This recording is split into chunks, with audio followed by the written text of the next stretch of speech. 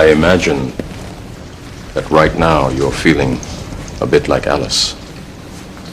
Tumbling down the rabbit hole? You could say that. I can see it in your eyes. You have the look of a man who accepts what he sees because he is expecting to wake up. Ironically, this is not far from the truth. Do you believe in fate, Neo? No. Why not? Because I don't like the idea that I'm not in control of my life. I know exactly what you mean.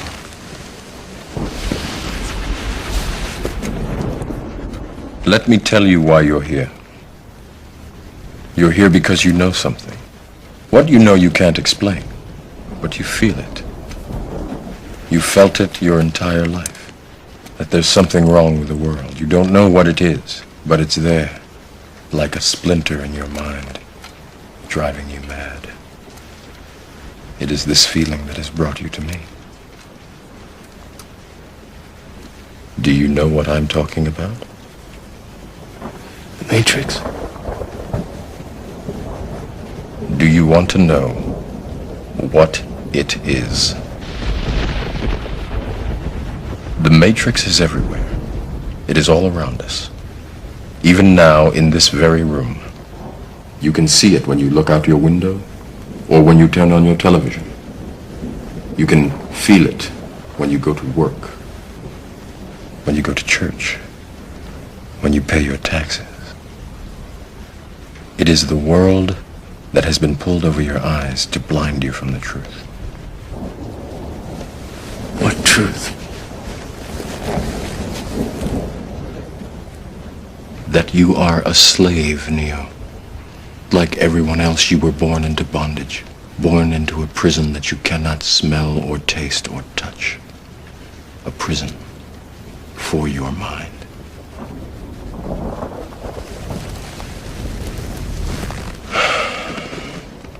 Unfortunately, no one can be told what the Matrix is.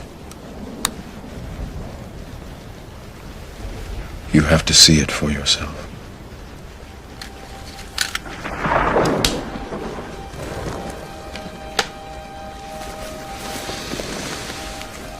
This is your last chance. After this, there is no turning back.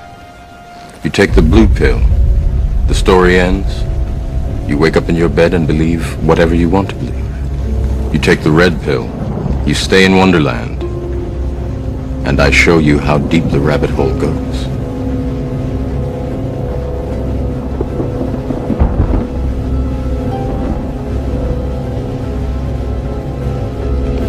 Remember, all I'm offering is the truth, nothing more.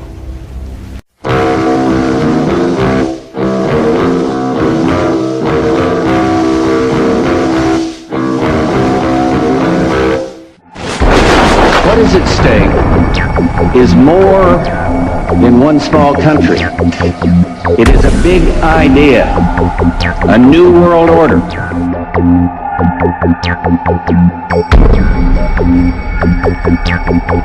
And this is the best chance to establish the new world order. К новому мировому порядку. I think even that does not describe why the world has changed so much and why the world has turned so much toward a new world order and a new kind of civilization. It first started in 1967 when I found out that I had not gotten the big picture, even though I thought that I had it together. I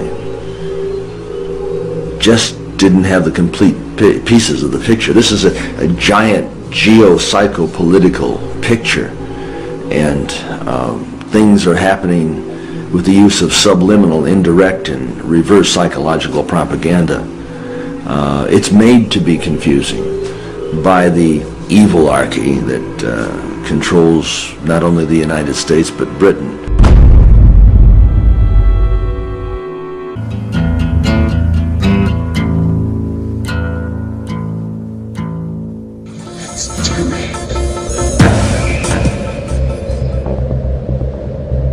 On the back of the dollar bill, you'll see the symbol on the left-hand side of the bill, which is annuit coeptus, which means our enterprise is now a success, or our enterprise is crowned with success.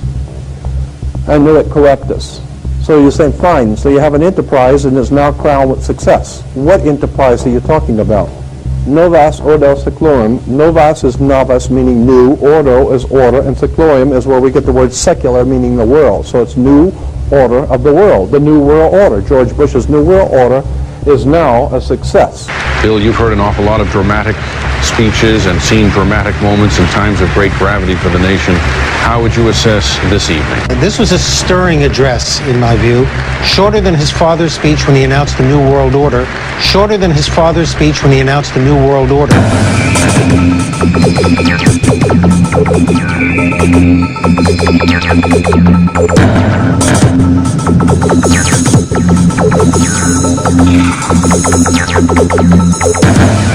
1934 is when the Federal Reserve actually finally took total control of the United States monetary system, and that's when they said it is now a success, because this is a symbol, this is an emblem of a secret society of Freemasons called the Illuminati, the German Bavarian Illuminati.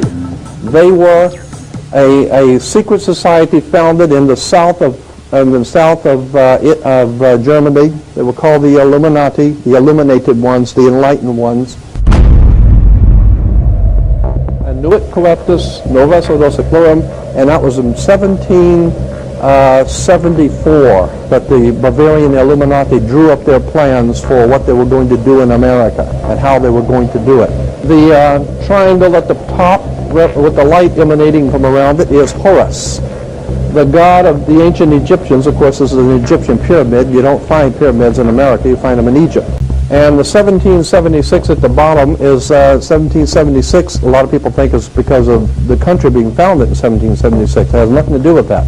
As I said, this is on a document published back in 1774, 75, and then in 1776 the Roman numerals appeared on it in Europe. So what it amounted to is that the 1776 was when this secret society actually formed itself into a secret society and put itself into operation. They were the basis for what we call today in our country the Bavarian Illuminati was the basis for what we call today the Colombian faction. The Colombian faction of the Illuminati came here right after this government was formed, and that's where we get today this Columbia Space Shuttle, Columbia Movies, Columbia Television, Columbia Records, everything, Columbia University. As a matter of fact, Columbia TV, Columbia Broadcasting System, CBS. What is the symbol for CBS? It's the all-seeing eye. And that's why our government is in the District of Columbia, because these guys own our government. They print our money, and they own not only the government, but they own you. You are their property. So, in other words, these guys print the money, they run the country, and they own you, and they own everything around it. And so they make the laws, and that's why they can decide who can kill who, and who can get away with who, and who can get away with whatever, because they make the laws and they decide, all right?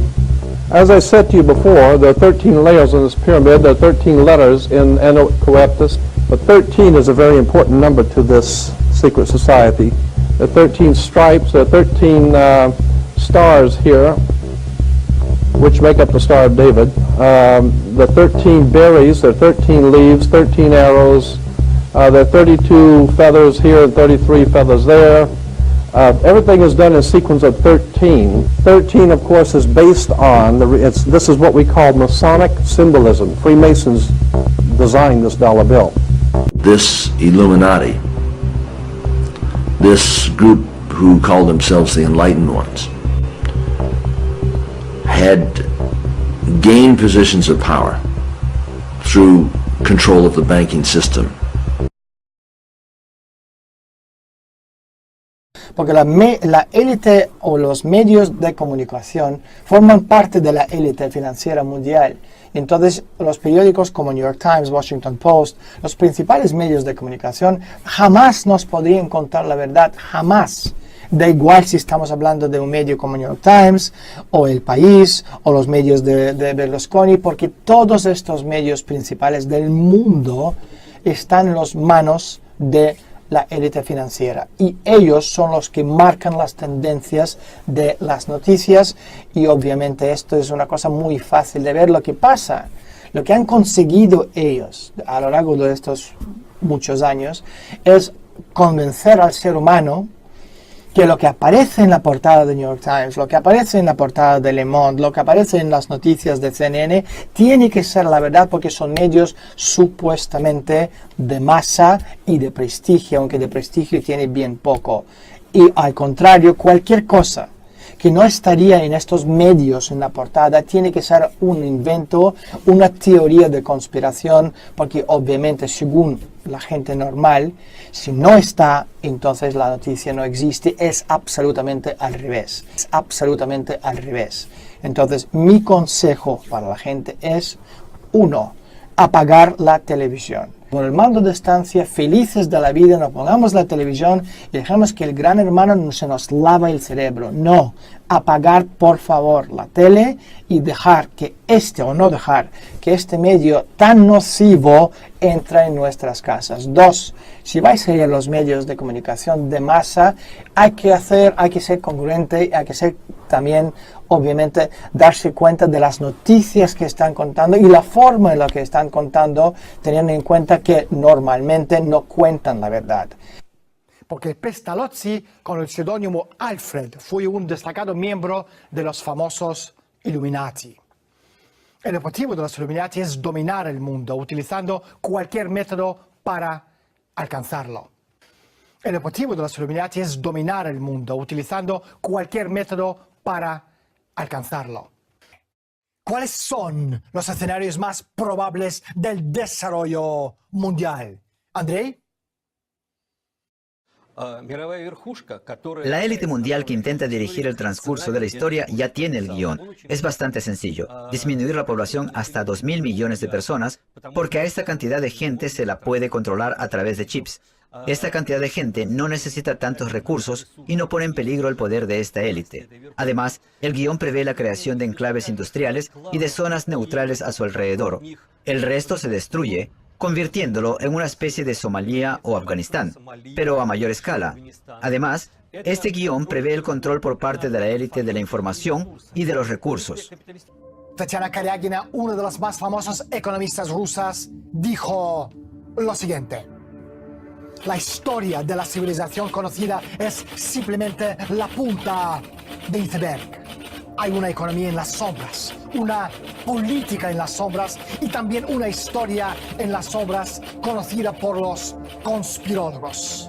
Son las fuerzas ocultas que actúan en el mundo, imposibles de detener incluso para los países y continentes más poderosos.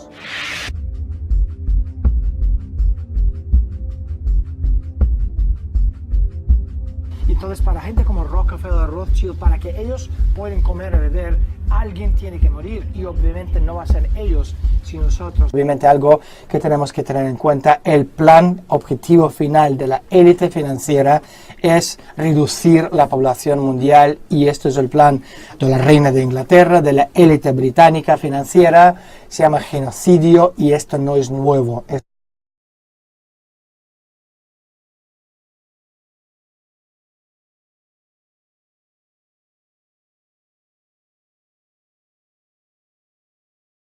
Porque el objetivo final, digamos, de alguna forma, entre reducir la población mundial, el número muchísimo más manejable para la élite mundial debido a la falta de comida y de agua. Obviamente Bilderberg, que es la potencia financiera y económica, necesita hacerse con el control de toda la limitación, y para hacerse con el control de la limitación necesitan, 1, destrozar la economía mundial. A propósito, para poder reducir la población, progreso y desarrollo de la sociedad está directamente proporcional a la densidad de población. Si hay progreso, el desarrollo tecnológico, somos mucho más, habrá más riqueza y más personas y menos comida para todos. Y para que David Rockefeller, que es una metáfora del poder, puede comer, nosotros, tú y yo y casi todos los demás, de alguna forma tendríamos que desaparecer. Y este es obviamente uno de los principales puntos, aunque ellos están hablando de problemas de alimentación, ellos no están buscando formas de solucionar el problema, todo lo contrario, asegurarse que matan, hablando en clave, ¿no? De cuanto más personas mejor. Tal vez haya sido la sociedad secreta más poderosa e influyente durante más de medio siglo. Las reuniones del Club Bilderberg son realizadas completamente en secreta y protegidos de la luz pública. Pero ¿cómo es posible que personas como Henry Kissinger, Rockefeller, príncipes, reinas, altos políticos militares de Estados Unidos, Norteamérica, de Europa y de otros países se pueden reunir en secreto sin rendir cuentas a sus pueblos? Bilderberg ha sido impulsor del concepto del Nuevo Orden Mundial y los pocos que siguen sus pasos los responsabilizan por gran parte del acontecer mundial. Vean más en el siguiente reportaje. ¿Quiénes son en realidad los integrantes del Club Bilderberg, que se reúnen en secreto cada año? A esas conferencias asisten banqueros, expertos en defensa, dueños de los medios de comunicación, financieros y líderes políticos de Europa y América del Norte. Pero a diferencia de los organizadores de las importantes cumbres internacionales, el Club Bilderberg no permite a la prensa dar cobertura a sus encuentros. El carácter informal y privado de estos debates ha generado mucha crítica y acaloradas manifestaciones de los antiglobalistas. Sus planes consisten en centralizar el poder. Quieren privar a la gente de todo el poder para que solo ellos puedan decidir. Y para eso lo centralizan todo. La Unión Europea también es una creación del grupo de Bilderberg, ideada para controlar a los países europeos. Siempre se trata de lo mismo, acumular el mayor poder posible poniendo la democracia en peligro. La última reunión del club, donde supuestamente se discutía un posible ataque nuclear por parte de Irán y el futuro de la moneda europea, tuvo lugar en España en junio de 2010. Muchos aseguran que la influencia del Club Bilderberg en el rumbo financiero y geopolítico del planeta es indudable. No obstante, abundan las preguntas sobre por qué los más poderosos del mundo tienen que envolverse en un halo de misterio. Vamos a profundizar más sobre este tema con Cristina Martín Jiménez. Ella es periodista y autora del primer libro sobre el Club Bilderberg. Se llama El Club Bilderberg, los amos del mundo. Está con nosotros desde Sevilla. Gracias por estar con nosotros en Detrás de la Noticia, Cristina. Muchas gracias, Eva. Es un placer estar contigo y tú lo sabes.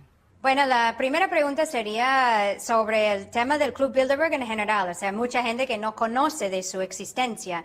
¿Tú los consideras así como un gobierno de sombra o simplemente una sociedad secreta? Es ambas cosas. Es un gobierno en la sombra. Es un gobierno en la sombra porque individuos que lo conforman tienen el poder y la influencia suficiente para poder gobernar el mundo. Ese es su objetivo, la hegemonía mundial. Y así es como yo los considero, un gobierno en la sombra y un club secreto. Para ellos el secreto es fundamental. ¿Qué pueden lograr con la creación de un solo gobierno, una sola economía mundial? Pues el poder, como sabes, Eva, que tú has investigado mucho sobre ello, el poder siempre quiere más poder, quiere controlarlo todo. De los dictadores, como decía, les interesa sobre todo controlar los sentimientos humanos, porque son el último refugio de la libertad individual.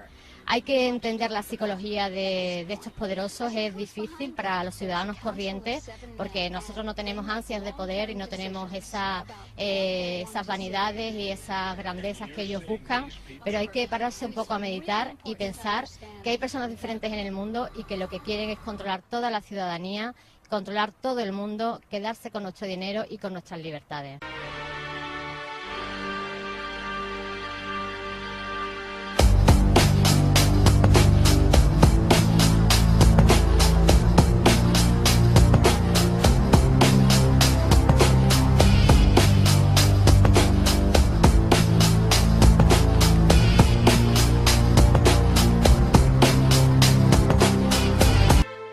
Los Illuminati se fundaron en 1776 en Bavaria.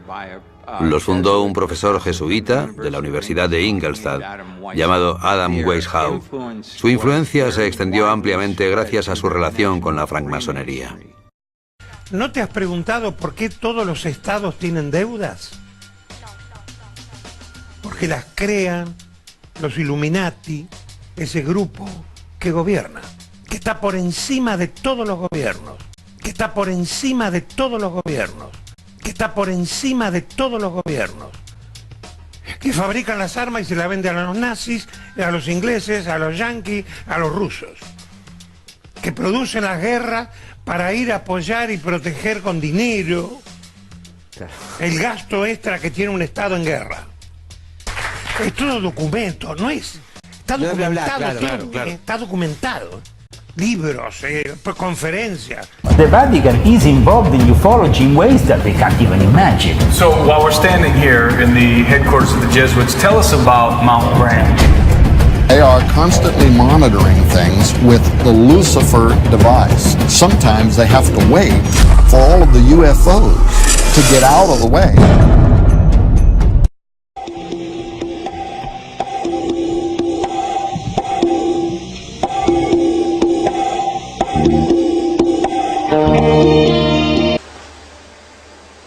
Some people say the Illuminati don't exist. Well, I mean, this is an official document from the Raoul Makis Lodge, and leaves no doubt that the Illuminati not only exist, but they practice what is known as the primitive rite of Memphis and Mizraim, which is the Egyptian rite.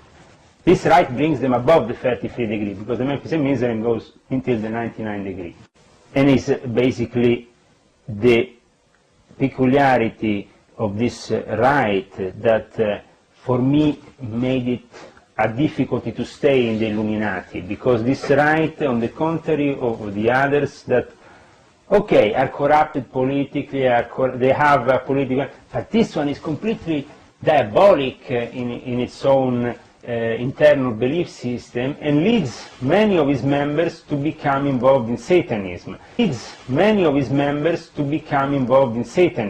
Talk to me about the CFR, the Trilateral Pact. These are realistic things that exist, they build, they are tangible, you can touch them. The Illuminati, they exist, they are tangible, you can touch them. The Illuminati, they exist, I was into an organization which I can show you the documents, and that was the Universal Humanity of Monte Carlo, the Monte Carlo Lodge. Here we are talking, in my documentation that I will show you, about interreligious gatherings that were organized in monasteries around Italy for the specific purpose of trying to bring closer Islam or the Illuminati with the concept of Islam, and be able to have also what happened many centuries ago. I mean, for example, on the left side you have a documentation of a meeting held in Bologna, Villa Leona. Okay, now Villa Leona is the headquarters of the Opus Dei in Bologna, and this was a meeting with the Illuminati. Roberto Negrini, you can see his name very clearly, which is also officially an anti-Christian, a Satanist, but in the Opus Dei headquarters, you know, like Holy Water and Devil, all together in one group. You see the symbols of the Universal Unity of the Monte Carlo Lodge here, and you see clearly the reference, and also the name of Carlo Maria Baserga, which is the head there of the Opus Dei, and been involved in the business that the Opus Dei did in the port of Genova. This meeting here was supposed to be held in September in the monastery of Santa Scholastica, very important monastery. You can find this monastery on the first scene of Omen Free. Okay. The film Omen Free, you can find it, this monastery. This monastery was the last place where Ratzinger talked before becoming Pope. In this monastery we were supposed to meet with my wife also there, representing her Islamic organization, and with Gabriele Mandelkhan, who is a Sufi Gerai Helveti, and with basically with these people. We were also with the Dr. Aldo Rapicavoli, which is a high-level Freemason. ¿Ven este billete? Son $20 americanos. ¿Por qué tiene tanto valor este billete? Es un pedazo de papel, a pesar de todo, ¿no? Este papel se hizo tan valioso porque este papel era respaldado por oro. Si este papel no estuviera respaldado por oro, sería un simple pedazo de papel. Tú podías ir al banco y decir, deme $20 en oro. Tú entregabas este papel y ellos te daban $20 en oro o en plata. Eso fue hasta 1971. De ahí en adelante, los Estados Unidos abandonó el estándar de oro o plata. Pero, como dije antes, sin oro o plata, esto es un pedazo de papel. Y desde 1971 se creó el petrodólar. Esta es la única moneda con la cual se puede comprar o vender petróleo. Ustedes saben que el mundo entero necesita petróleo y todo está basado en el petróleo. A pesar de que esto es un pedazo de papel porque ya no es respaldado por oro, sin embargo vale como oro. ¿Por qué? Es la única forma que tú puedes comprar o vender petróleo. El petróleo hoy en día es el oro negro, y por lo tanto esto sigue teniendo valor a pesar de que es un simple pedazo de papel. Estados Unidos es el único país en el mundo donde pueden imprimir cuantos papeles quieran, porque ellos vienen y imprimen esto respaldado en nada. Y pueden imprimir cuantos quieran de estos, billones, trillones, cuantos sean. Ahora hay un problema serio. Cuando esto pierde el valor, viene la inflación. Y eso no es una cuestión de si acaso, sino es una cuestión de cuándo, porque eso va a pasar. La muerte del petrodólar va a ser la muerte de la economía americana, porque ¿qué va a suceder? La Reserva Federal de los Estados Unidos, que es privado, no es del gobierno, ya no van a poder imprimir esto, porque acuérdense que lo imprimen papel, no está respaldado por oro. China está respaldando su moneda en oro. Una vez que el petrodólar muere, Estados Unidos pierde su estatus como la economía más grande del mundo. Eso es una cuestión que falta poco que suceda. Eso significa que esto está por desaparecer en cualquier momento. Los que me escuchan y creen que esto va a ser eterno, hagan algo y hagan algo rápido. Los expertos recomiendan comprar oro, plata o inclusive bitcoins. Diversificar, pero si ustedes mantienen su inversión en esto, están apostando al equivocado. Se me cayó al suelo. Representa lo que va a suceder pronto. Se va a caer al suelo.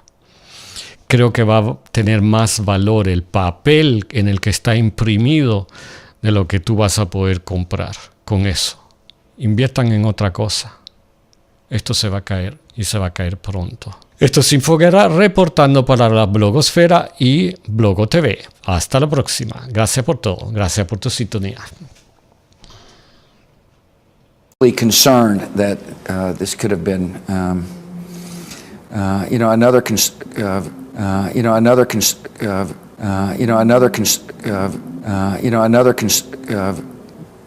organized, highly organized attack on the country. I was deeply concerned that this could have been,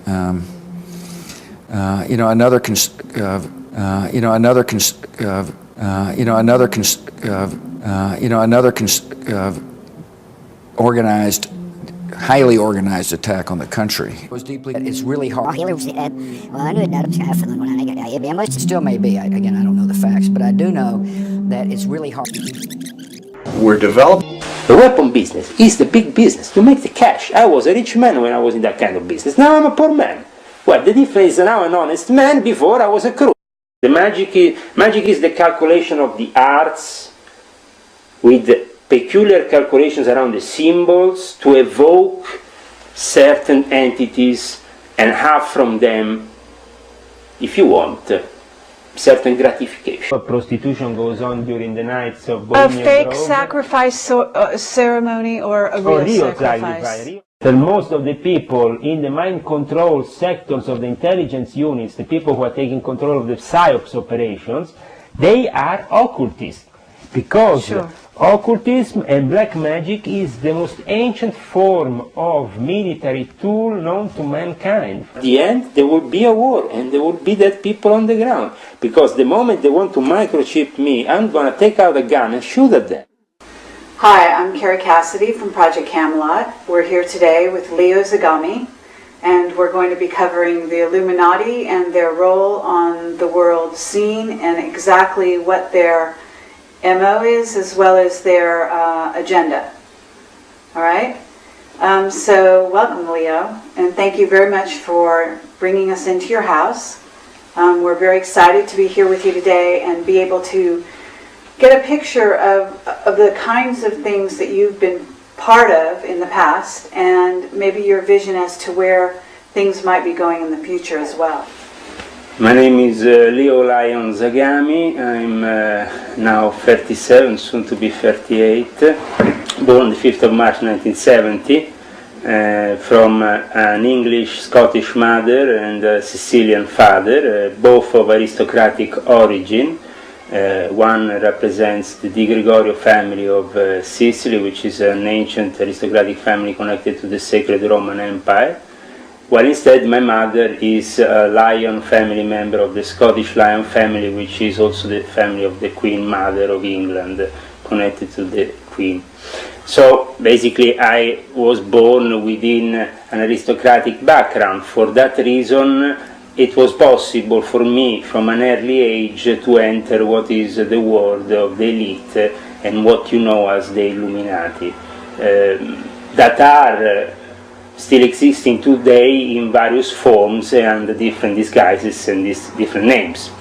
But mainly they work for a pyramid of power that ends up in Jerusalem and Rome, and that represents both the Vatican and the Zionist establishment, together united to perform what they would like to be the New World Order, which is the result of their prophetic upbringing into this end-of-time scenario in which they see as a final result the kingdom of God. Now the kingdom of God perceived by the dark Illuminati, as I call them, because we have also Illuminati that are truly illuminated by God, and then we have the corrupt Illuminati, the evil forms of corruption that came into being. And at that point, to regain power, which they did, they unleashed a series of agents around all the secret societies of the time, and they also established and helped establish the Illuminati Order of Weishaupt, which saw within their members some very illustrious characters, like for example Napoleon, who was initiated himself by Cagliostro, Giuseppe Balsamo, when he was a young lieutenant coming from Corsica. And this changed the history of Europe, because the great influence of the Jesuits upon, for example, Napoleon made sure that there was a clear revenge against what was perceived to be the enemies of the Vatican themselves at that time, the Jesuits, a clear revenge towards their enemies inside the Vatican, and this might have Muslims used for specific purposes, and called the Jaysh al-Kabiri. And this book has been left to the descendants of Mohammed for a specific purpose, also leading to the end of times. What is the purpose? To be able to control that evil, those evil forces that, for example, the majority, unfortunately, in the Vatican practices with the black masses, with the evocation of certain entities, with the use of these demons. Now, people must say, how is possible the Pope is evoking demons? Well, if you just do a little bit of brief history lessons and you go and study the history of the Vatican, you will find that from Papa Onofre to many other popes in the Vatican, they have been practicing magicians themselves, using evocations, publishing also material on these evocations, through who? The Jesuit order is in charge of the esoteric side of the Vatican. This has happened because the esoteric order is very important for the Vatican, as it includes all this secret information regarding the evocations and how they should be done. Protect the Nazis. Protect the Nazis because the Nazis themselves were actually born out of a conspiracy, if we want, to create Adolf Hitler and make sure that this being did what he did so they could then claim the Israel state. Everything in plan, so for the end of times the Jews have their land, as it's figured out in the ancient prophecies. So everything has to work in that way. So the Knights of Malta, as I said, are themselves the head intelligence operatives in the military field. The Jesuits in the information and disinformation field. The gods, then we call them angels. In 50 years we will call them something else. He showed the image of the lamb, which was the first image resembling an alien being. This is genies.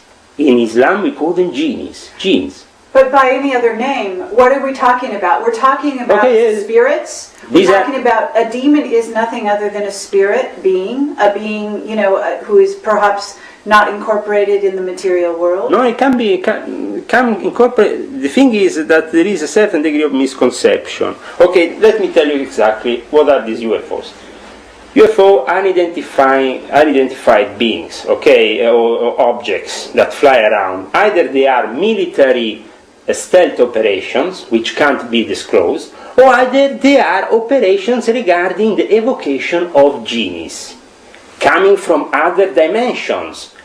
So, an interdimensional door is created, is opened up. Where can this interdimensional doors can be opened up? In certain spaces, certain places, certain holy ground from ancient times known to possess that's possibility. For example, purpose. For example, in Iraq, for example.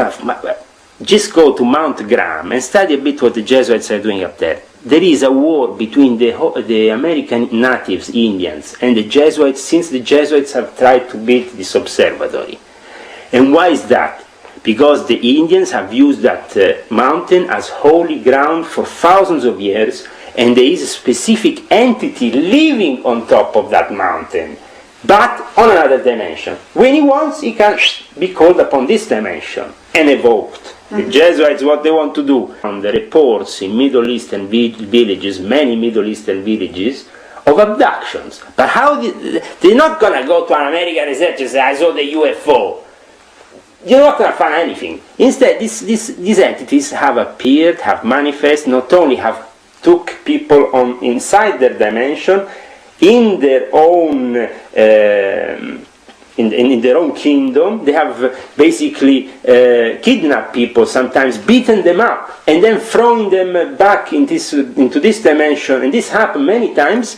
But obviously, for the Middle Eastern person, they call it genes. Different language to deal with these entities. We're definitely using. Who cares what you call them? I know, but we have to be specific here, because the moment you call them UFO, you are doing exactly what the enemy wants you to do. The moment you call them aliens, you're doing exactly what the enemy wants you to do. Let's talk. What is success? In terms of Bohemian Grove, what is their purpose? The point for all these clubs is different.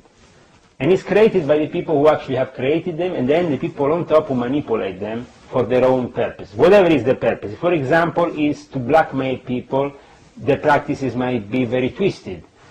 If it is to create a fraternal bond of death, like the order of death in the Skull and Bones, then a human sacrifice is required to melt that bond together, so those people feel connected by a secret that is impossible and to who reveal. and who becomes sacrificed in this situation? Is it a child?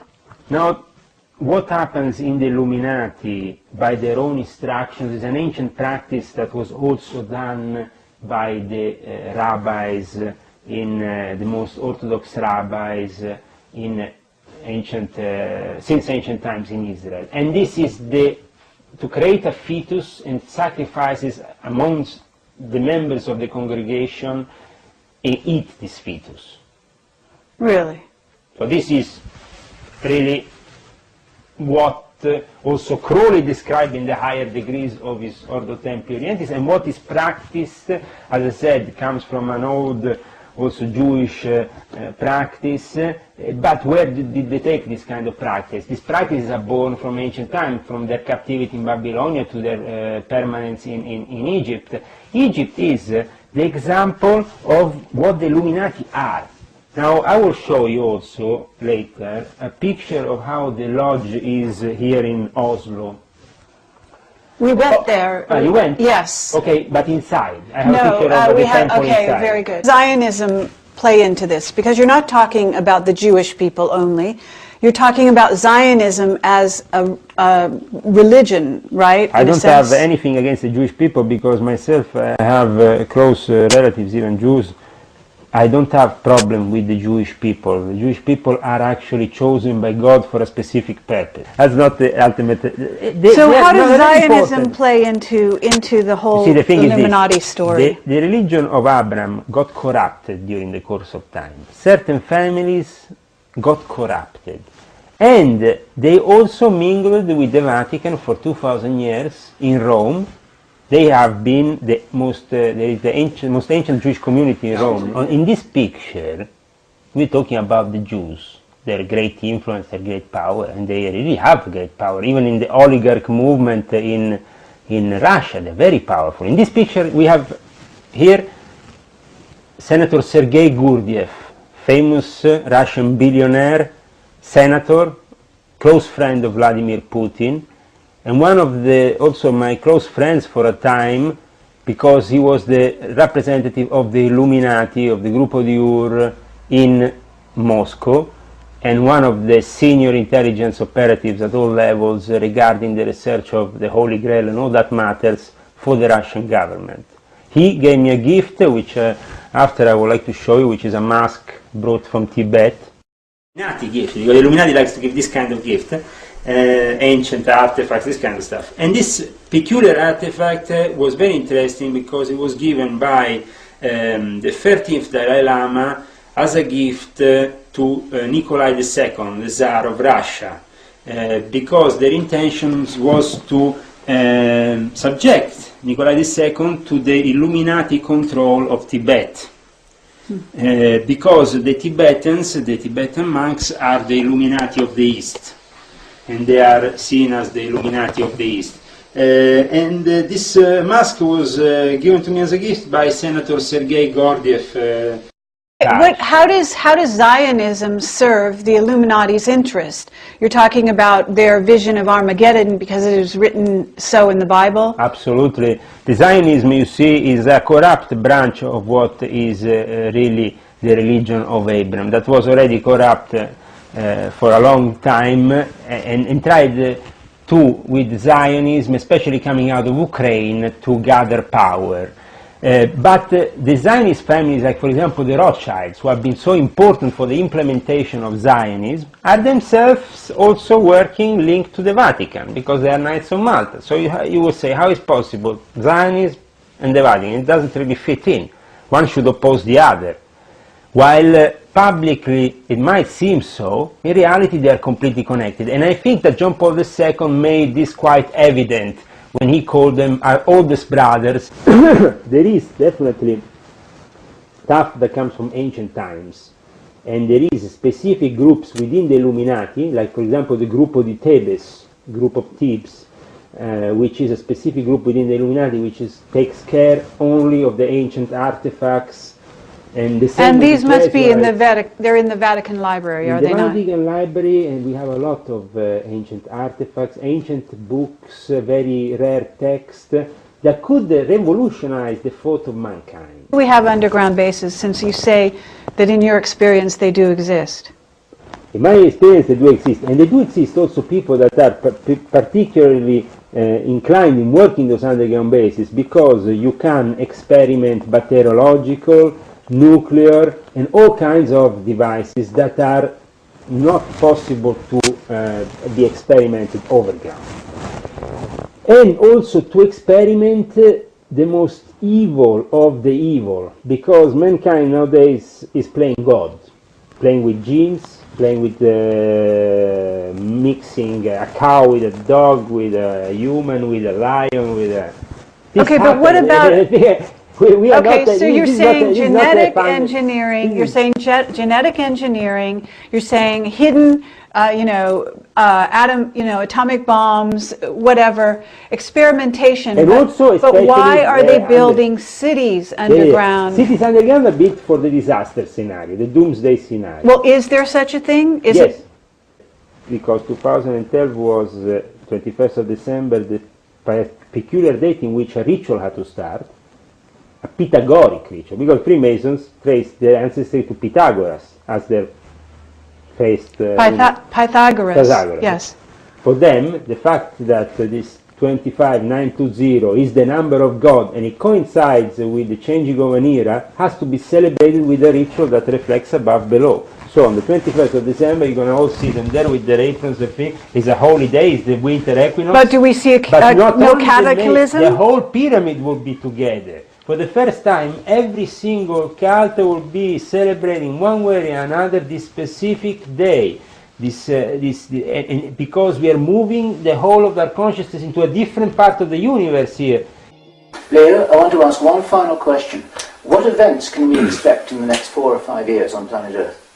Planet Earth, in the next few years, we will see definitely some very big events. There will be some triggering moments that really will change also the way we live in the next few years. Because at some point, if they lose control of us, then the war will start, a civilian war, counter-insurgents, but because the majority of people out there are quite happy with their technological gadgets that give them the possibility of this modern life that they think is, wow, is incredible, and that is bringing to them some advantages that their ancestors didn't have.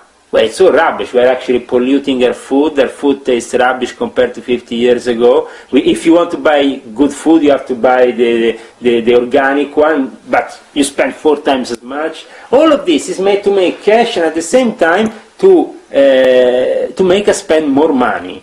And the quality of life is not necessarily increased with the fact that I have the internet or I have the phone, I can call all the world. Who cares if you can call all the world? Okay, but you are saying there will be a change of consciousness, that it is anticipated and it is coming around 2012. What we will see, at least in the Illuminati, from my experience, what they will see in their eyes is that they have to implement the end of time scenario with a messiah, with somebody that can take the place of a driving force also in the spiritual arena.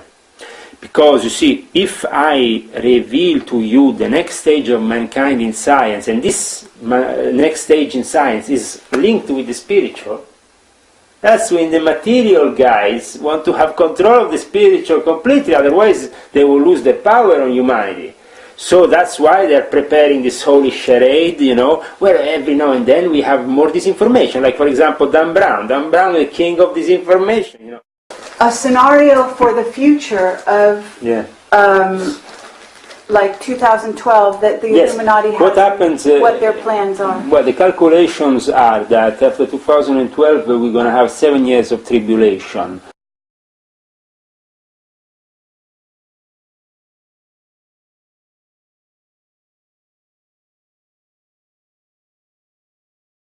This really brings us to 2019, the 7 years of tribulation in which we will have the coming of the Messiah.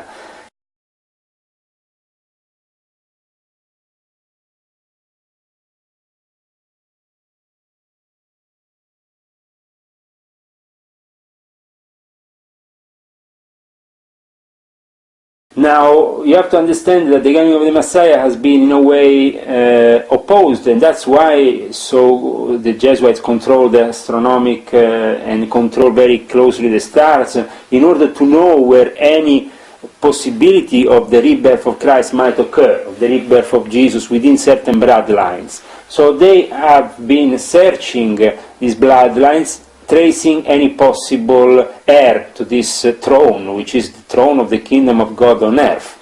And they have made extensive research upon this. Now the biggest strategic alliance that could be created at this time is a strategic alliance that will require unifying the Knights Templars Christian alignment with the Muslim Knights, and their own alignment to their own end of times, and the Mahdi, the coming of the Mahdi, so the coming also of the Christ figure for them at the end of times is actually something that occurs in the Quran. So the holy texts don't differ, and the same for the Jews. They also have a specific, idea of what the Messiah should or should be not. But, in any case, Aleister Crowley announced that the Messiah will not be in any case Jewish by birth, pure Jewish, as they would say, Saying that this person has been chosen, the birth has already happened. These things are done between people who don't talk much, and they don't talk because if they talk, mankind will always say, it's not true, it's not, I don't believe in this, I don't believe in that. This is not a matter of discussion for the Illuminati, because we know from inside, working with these things, that this is not a matter of assumptions, it's a matter of science. So, if you do certain operations and the result is correct, mankind can't do anything. All right, you're talking about genetic engineering, Messiah. No, genetic engineering. That is the Antichrist. Okay. I can create the Antichrist with genetic engineering. That is not a problem. That is very but easy. But you cannot create as Christ. But the Christ is a different thing. Christ is up to God to give us the final opportunity that this Garrett will come into being, So, do you believe such a thing will happen? I believe it definitely will happen. Okay, the Illuminati definitely believe this. Absolutely. Okay, they believe the chosen one is always a recurring theme within the Illuminati. If I show you after some books from the inside the Illuminati environment, he's already chosen his space in the Council of 12. Your space has been chosen, Master. You are returning to greet us again with your mastership. He's already there. You understand? For the majority of people, though, to realize suddenly that we are not all the same, that certain bloodlines have this function, wow, it's the end of democracy. It's also the end of a whole realization that we are all the same. It's basically the end of communism. Guys, under the truth, there is no communism on this universe, because this is a pyramid. From God to us is a hierarchy. And the structure is always going to stay a hierarchy, because... you're saying that the hierarchy of the bloodline, you believe in this, even though the hierarchy, even though you left the Illuminati. No, I left the Illuminati, but I can't leave the bloodlines. The thing is, the bloodlines have to change themselves and embrace the positive in order to us to have another messenger like Muhammad, peace and blessing be upon him, like Jesus, peace and blessing be upon him, like Moses. Certain characters can come out if eventually they have the possibility of coming. A control scenario to reduce the world's population drastically. Objectively, the Illuminati want to do money on us. They are heading the corporates. These secret societies are making business on us. So, when they see that there is missing the resources for all of us to be living at the same time, then they have to eliminate part of the population. And in that case, they bring in the weapons, they bring in the wars that can make sure, or the disasters that can make sure that the population gets decreased. Is this in progress at the moment? See, the thing, you asked me before about the underground bases, and my experience is that they actually not only exist, but they are being held for maybe an upcoming scenario which is going to be apocalyptic. There seems to be in the Illuminati a firm belief that the coming back of Christ will coincide with a series of disasters that will change the face of the earth forever, including the possibility of the elimination of 3/4 of the population of mankind. But this is not man who is deciding this. This is only God that can decide this.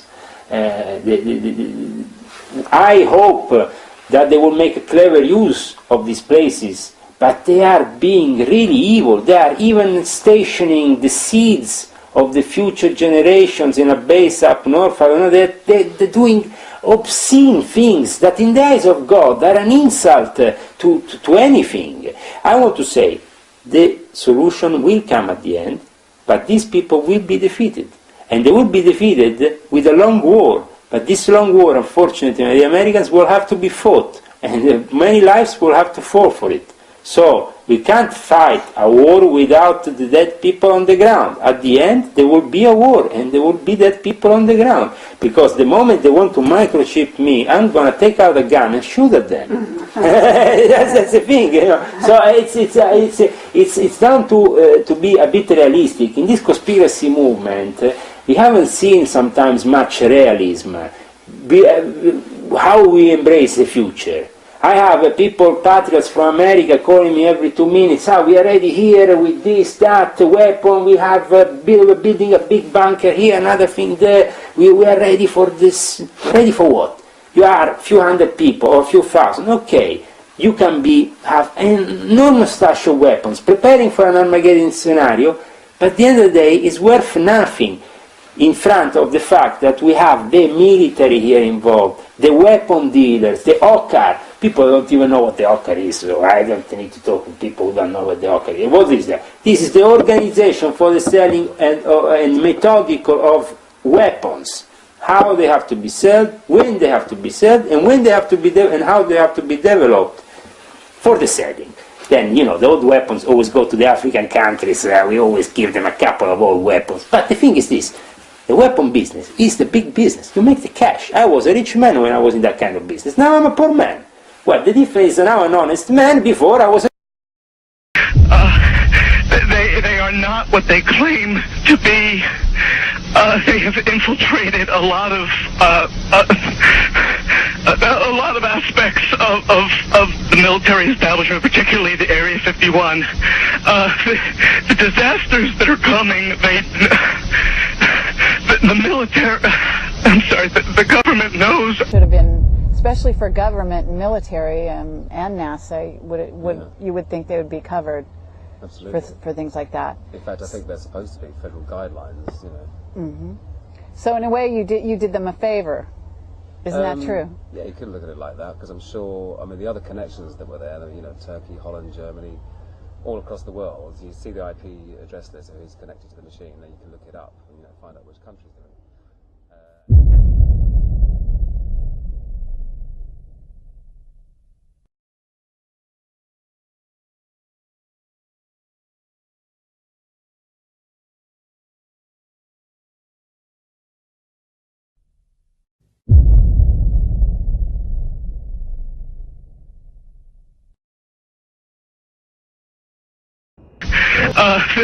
The disasters that are coming, the military, I'm sorry, the government knows about one. The major population centers wiped out so that the few that are left will be more easily controllable. Discharge.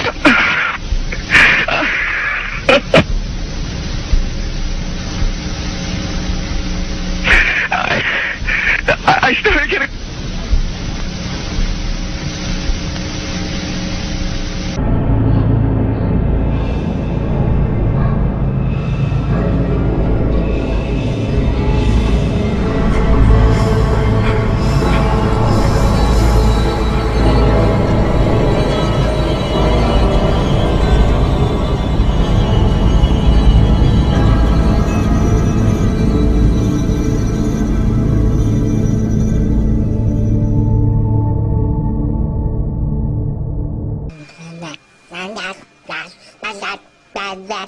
Can I get you something? Do you want a glass of water?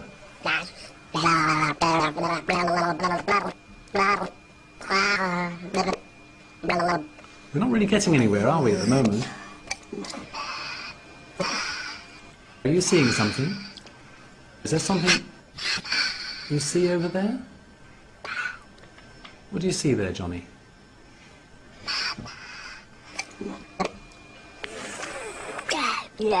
What's this about Mama?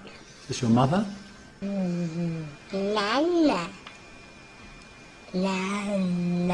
What's the matter? Do you want Mama to come in? Don't breathe like that. It'll make you feel really strange. I'm with you. Nothing's going to happen to you. Just calm down now.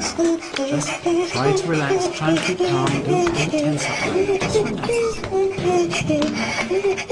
I think you're getting a bit stressed out at the moment. Would you mind if I gave you an injection or something like that to make you calm? Should we try doing that? It won't hurt you at all. Just like a little bee sting. And then you'll be...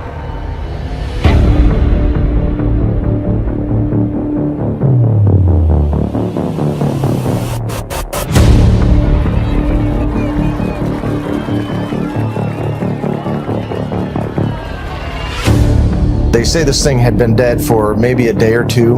We estimated his size at approximately 12 to 10 feet tall.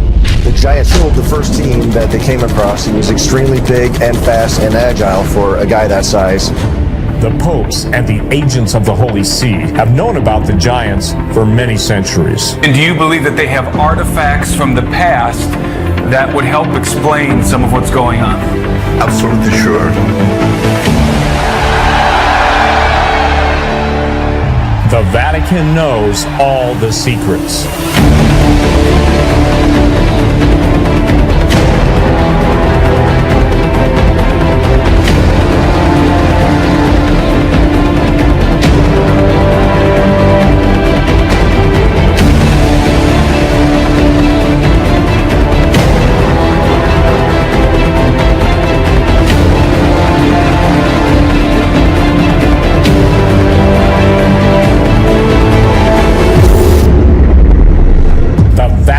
Secretly preparing for the arrival of alien saviors.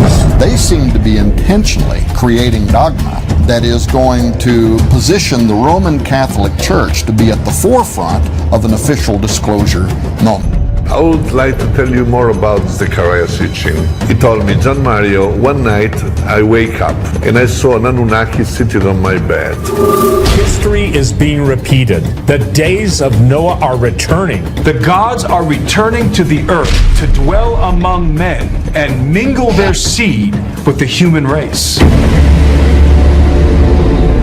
Only the truth can prepare us for the lie that's coming.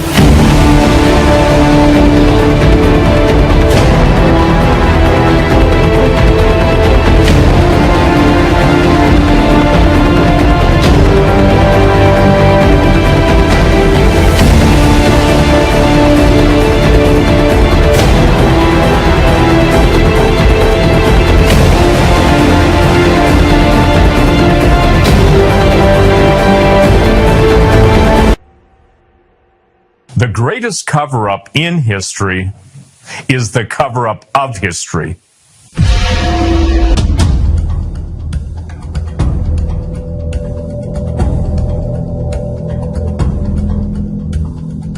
It's really simple. Those who control the past determine the future. Secret knowledge is the most precious commodity on Earth. It's the currency of the occult and the Luciferian elite.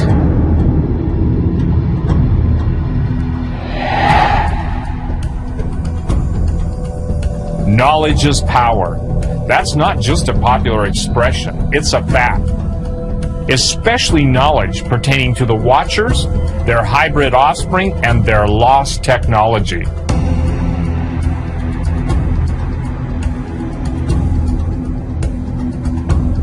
We have discovered that when following the trail of the cover-up relating to the world before the flood of Noah, all roads lead to Rome. The Vatican knows all the secrets.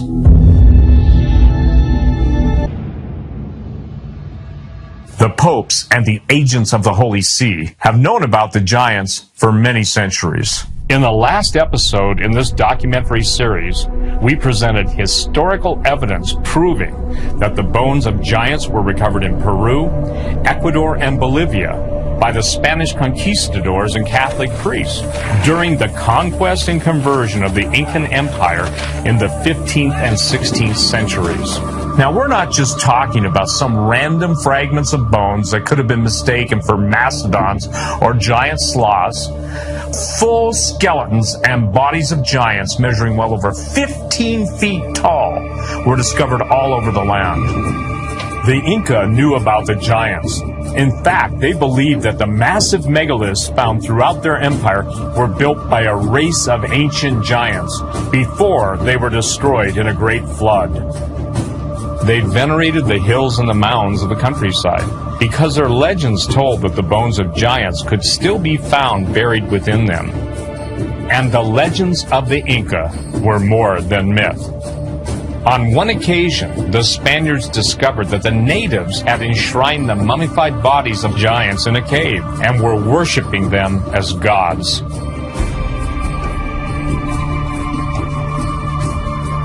The chroniclers of Peru recorded that the bodies and bones of giants were incinerated by the priests of the Holy See as they labored to extirpate idolatry among the natives. But the records also indicate that not all of the bones were destroyed. Many of them were confiscated and fell into the hands of the Spanish Inquisition. In other words, into the hands of the Church of Rome.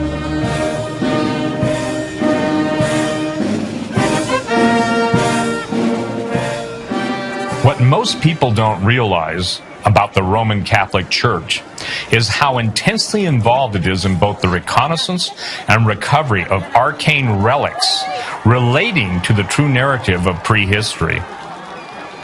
So while the rest of the world is being distracted with the convenient fantasy of Darwinism and the evolution of the species, the Vatican is quietly gathering evidence that tells a very different story. For centuries, the agents of the Holy See, especially the Jesuits, have been occupying strategic archaeological locations and seizing critical artifacts all over the earth. Oftentimes, Catholic cathedrals, churches, and monasteries are built right on top of the foundations of ancient pagan temples and secret subterranean caverns or passageways. I was informed years ago by multiple individuals within the intelligence community that when dealing with the antediluvian ruins, what's apparent on the surface is not nearly as significant as what's hidden underground. If a Catholic church is built on top of an ancient temple or some important archaeological site, then the priest can excavate undercover and extract whatever artifacts or bones might be buried there without the general public having any knowledge of their activity. Nowhere is this kind of subterfuge better illustrated than in Cusco, Peru.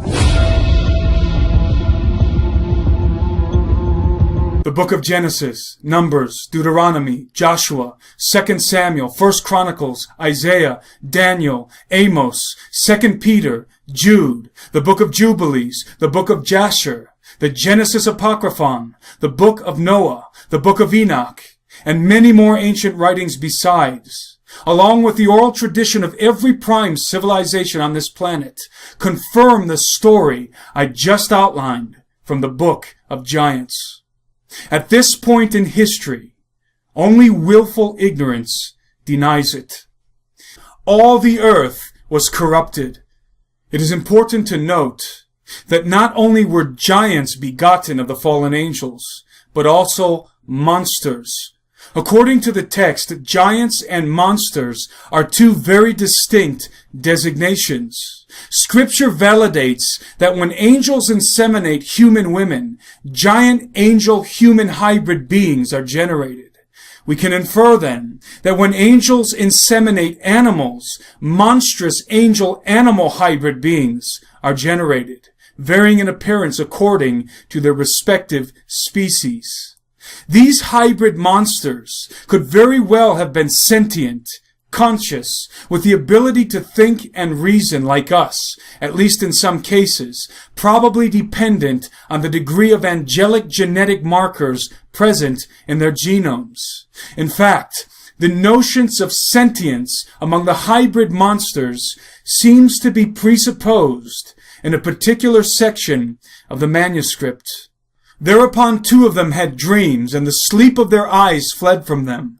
And they arose and came to and told their dreams, and said in the assembly of their comrades, the monsters.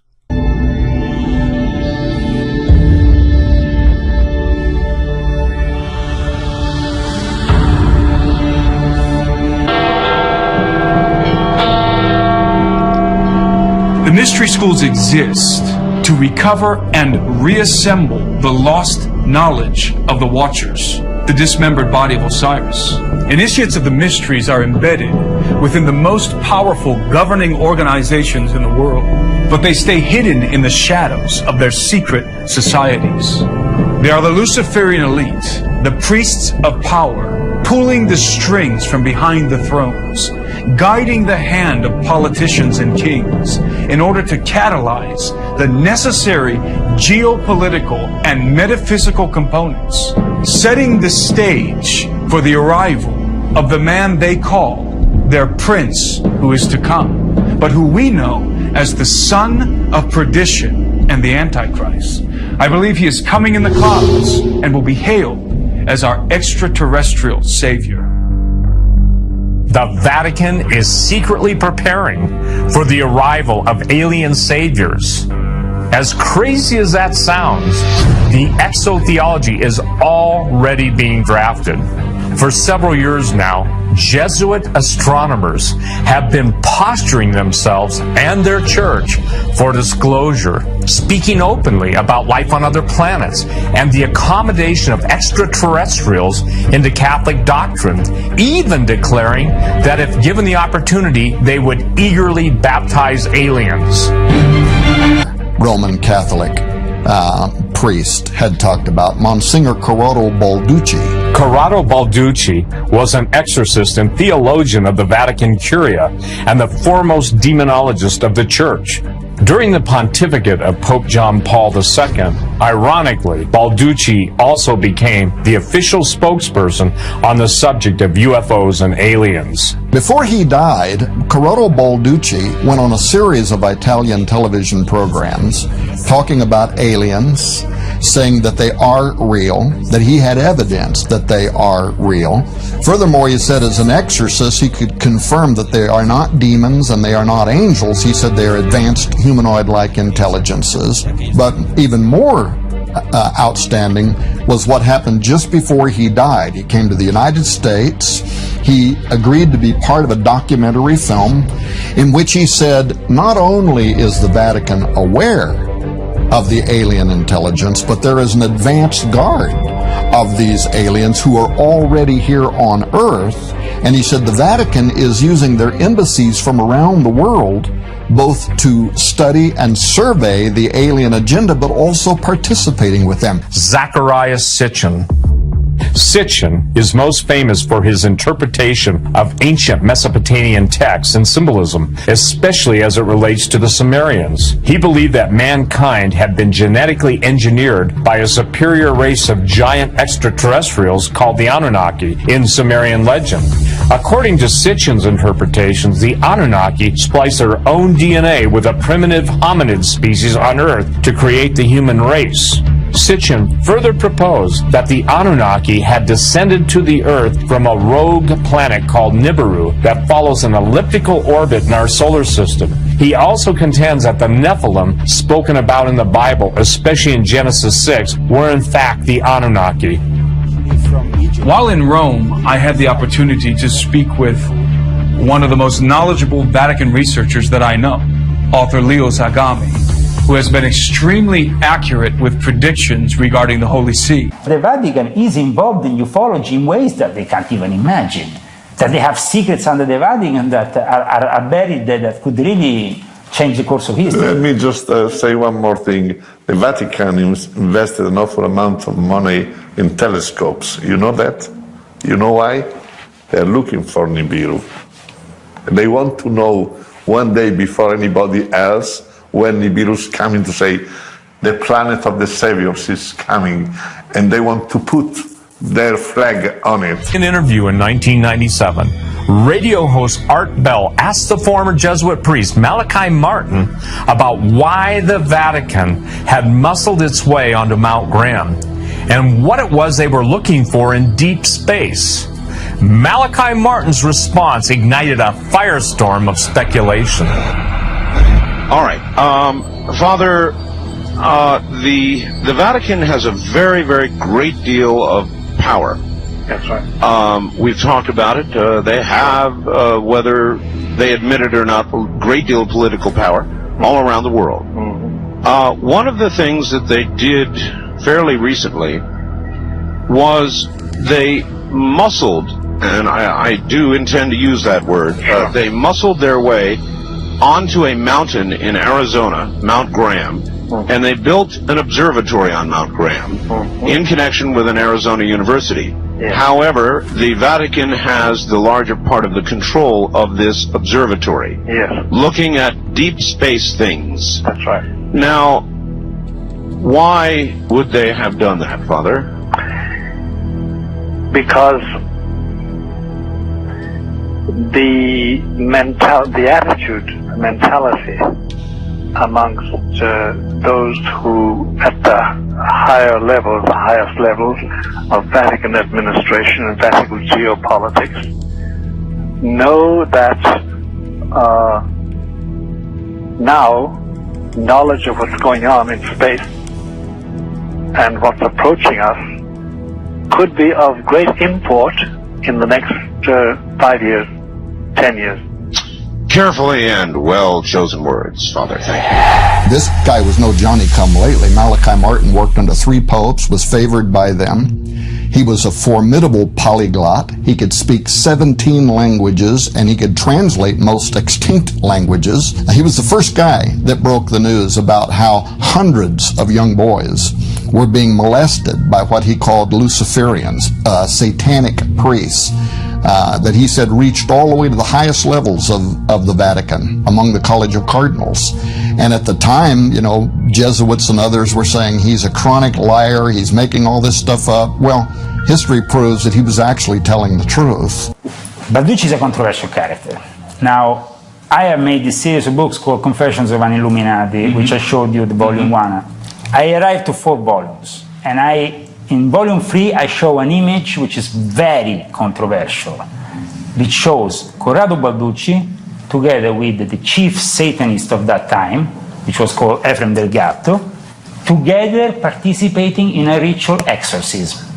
Now, how is possible that the Vatican chief demonologist is together with the chief Satanist, Papa Nero, they used to call him in Rome, Ephraim Del Gatto, and we actually have a photo that shows this collaboration between the Vatican and Satanists? I mean, it's unheard of.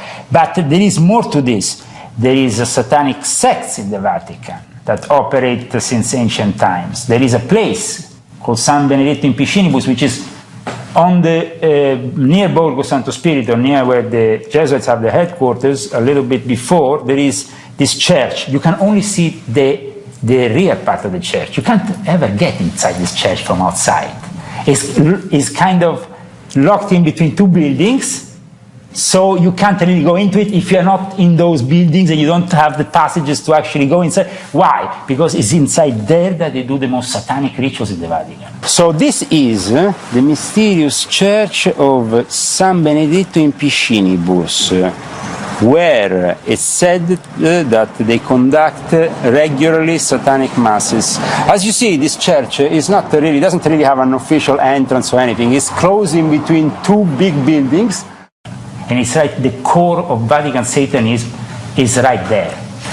The mythology inscribed on the tablets and cylinder seals of the Sumerians was devised by the first civilization to emerge in the world after the flood of Noah, a civilization following in the rebellion of Nimrod and the fallen angels. It was in the plains of Shinar that the seeds of idolatry and sorcery were sown in every culture.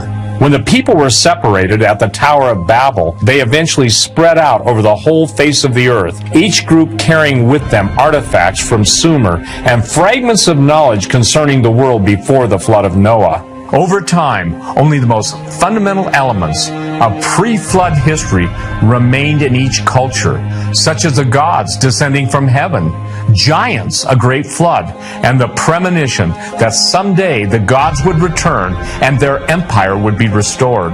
But a true and accurate record was preserved by God through the descendants of Jacob, the story of creation, the fall of man, the descent and corruption of the Watchers, the great flood of Noah, and most importantly, the incredible plan for the redemption of mankind through the sacrifice of God's own beloved Son, Jesus, were all preserved in the text of Scripture.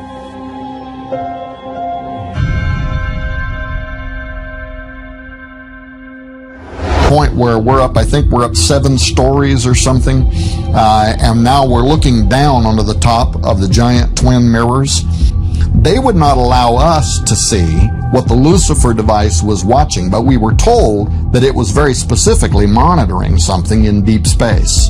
They were very cryptic about it. Again, seemed to be echoing what Malachi Martin had said, that they were watching a specific something that is approaching the Earth.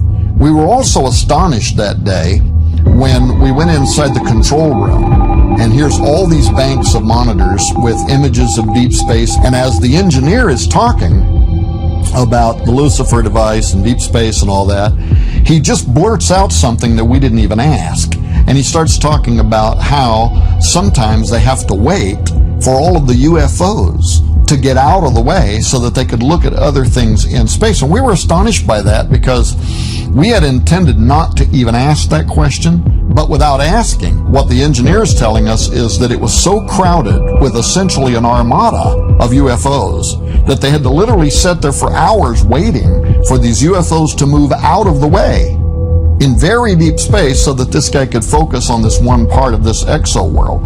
And we have a lot of this on film. He's just telling us this stuff. So we were really astonished how it's almost like Elon, another UFO. And they're not talking about space debris and asteroids. They're talking about what appear to be intelligently operated craft of some type that evidently fill deep space. When we came down off the mountain, I was immediately contacted by a member of the Apache Nation. He emailed me, and he wanted me to know that the reason that the Apache did not want the Vatican and NASA and ASU on the top of Mount Graham was because Mount Graham is, for them, one of the 4 holiest mountains in all of the world. And it is for all indigenous Americans. And it is because, he said, in your language, he said, you would call this a stargate, a portal, a doorway, a strategic geographic location where, he said, entities have entered into and exited from our 3-dimensional reality since the dawn of time. Well, I got to tell you, when he said that, the conspiracy meter in my head went off the Richter scale, right? When I started thinking now about why that mountain and the Vatican. Because the Vatican has shown around the world, wherever these esoteric places are discovered, wherever metaphysical phenomenon seems to be predominant, wherever these ancient and even megalithic structures are found, they will move in, take over the land if at all possible, build facilities and churches and whatever in those very locations so that they can maintain a constant presence where these doorways, these portals have been found. Believe it or not, stargates, portals, interdimensional doorways that open into supernatural realms are real. The discovery and control of the specific locations on Earth where these gates exist is one of the most classified deep black operations conducted by military and intelligence organizations around the world. The sorcery associated with accessing and opening these gates was the most dangerous and destructive knowledge given to mankind by fallen angels. Legends of gateways and portals opening to both heavenly and hellish realms frequently appear in the tablets, scrolls, and scripts of the ancient world, including both the Old and New Testaments of the Bible. We are approaching another Tower of Babel moment on the earth. Another Nimrod is arising. The rebellion and sorcery of the Sumerians is reigniting in the hearts of men. Soon, forbidden gates will be opened, and the man of sin will appear. Even now, theological foundations are being laid in anticipation of the arrival of a superior alien race. The fishhead priests of Babylon are preparing to fulfill their occult destiny and welcome from heaven the return of the gods.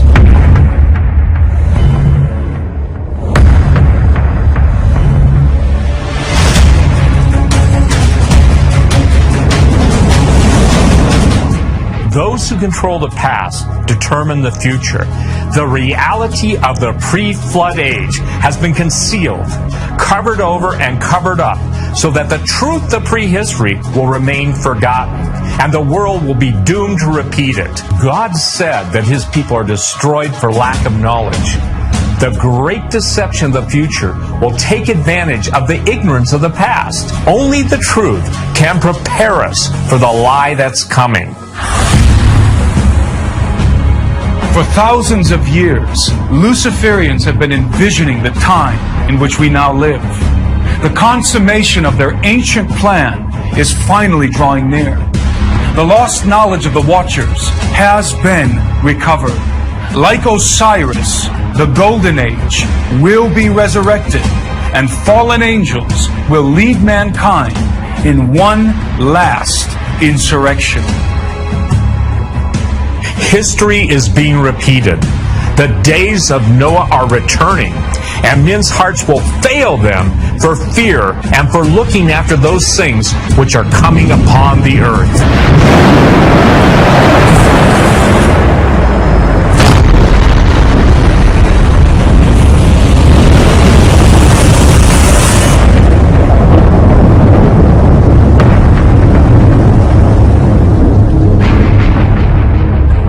Several years after my deployments to Afghanistan, something very strange happened to me that is somewhat related to this. I was basically TDY to Kirtland Air Force Base, which is out in Albuquerque. I was out with my JAG at the time, and there was a Navajo Native American sitting basically in the restaurant that we're in. It was also a bar. It was actually Kelly's Brew Pub. And this Native American guy, out of nowhere, he was talking to us, very friendly guy, and out of nowhere, he asked me if I knew what a Native American sing was, and no, I didn't at the time. I do now because I looked it up. But he says, I have to sing for you, and he put his hand on me and started a Native American prayer, if you will. And I thought, wow, this is very strange, but it was cool as well. My JAG that I was with actually took out her Apple iPhone and started to film it, and he stopped and said, no, not on film, not on film. And she put it away, and he sang the prayer, and here's where it gets very strange.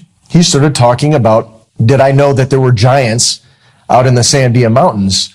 And he said, they're out there in the mountains still, and the earth had swallowed them up. And he goes, watch out. He says, someday they're going to come back. They're going to come back. I then took him aside and said, hey, as a matter of fact, I've seen these things. They're real. At least I think I've seen these things. And I basically conveyed to him the story. He just took it in stride and said, yes, they're real. They're absolutely real. And he said something like, if I remember correctly, like the earth had swallowed them up, but soon the earth will spit them back out. And soon, he said soon, they're coming back.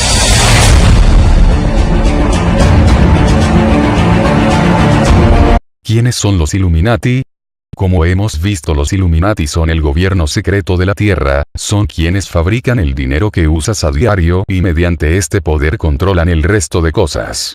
Lo pueden hacer porque ellos controlan las tasas de interés, las concesiones, la inflación, que es el precio de las cosas que compramos. Prestan el dinero y se aseguran que nadie pueda salir de la deuda. El sistema está hecho para que los estados sigan endeudados, y no puedan terminar de pagar, y así, se han adueñado de los países y los han esclavizado.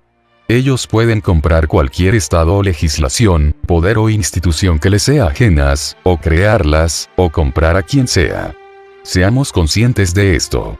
Tienen sus enormes depósitos de oro a muy buen resguardo. Estas personas no son solo millonarias, son multibillonarias. Básicamente los Illuminati son las 13 familias judías, junto con la nobleza negra, que manejan los hilos de la sociedad en los diferentes aspectos.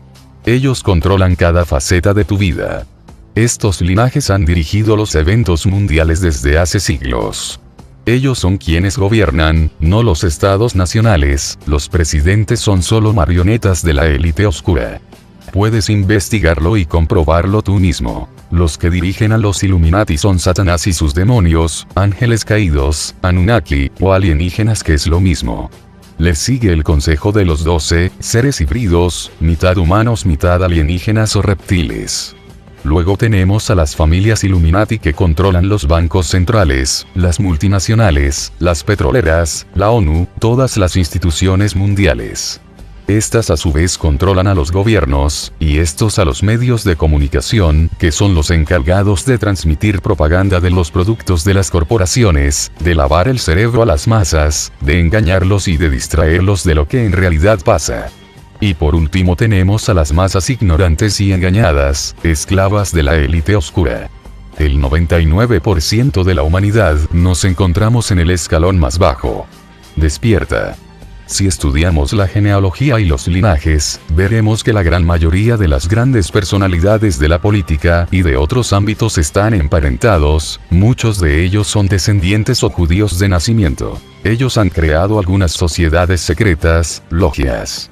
Controlan y usan estas para llevar a cabo sus planes a distintos niveles. Tenemos al Skull and Bones, del que es miembro George Bush, la francmasonería, del que han sido miembros muchos personajes ilustres e influyentes en la historia, el Bohemian Club, que es una reunión anual de políticos y miembros de otras sociedades secretas en Estados Unidos, donde se llevan a cabo sacrificios de bebés.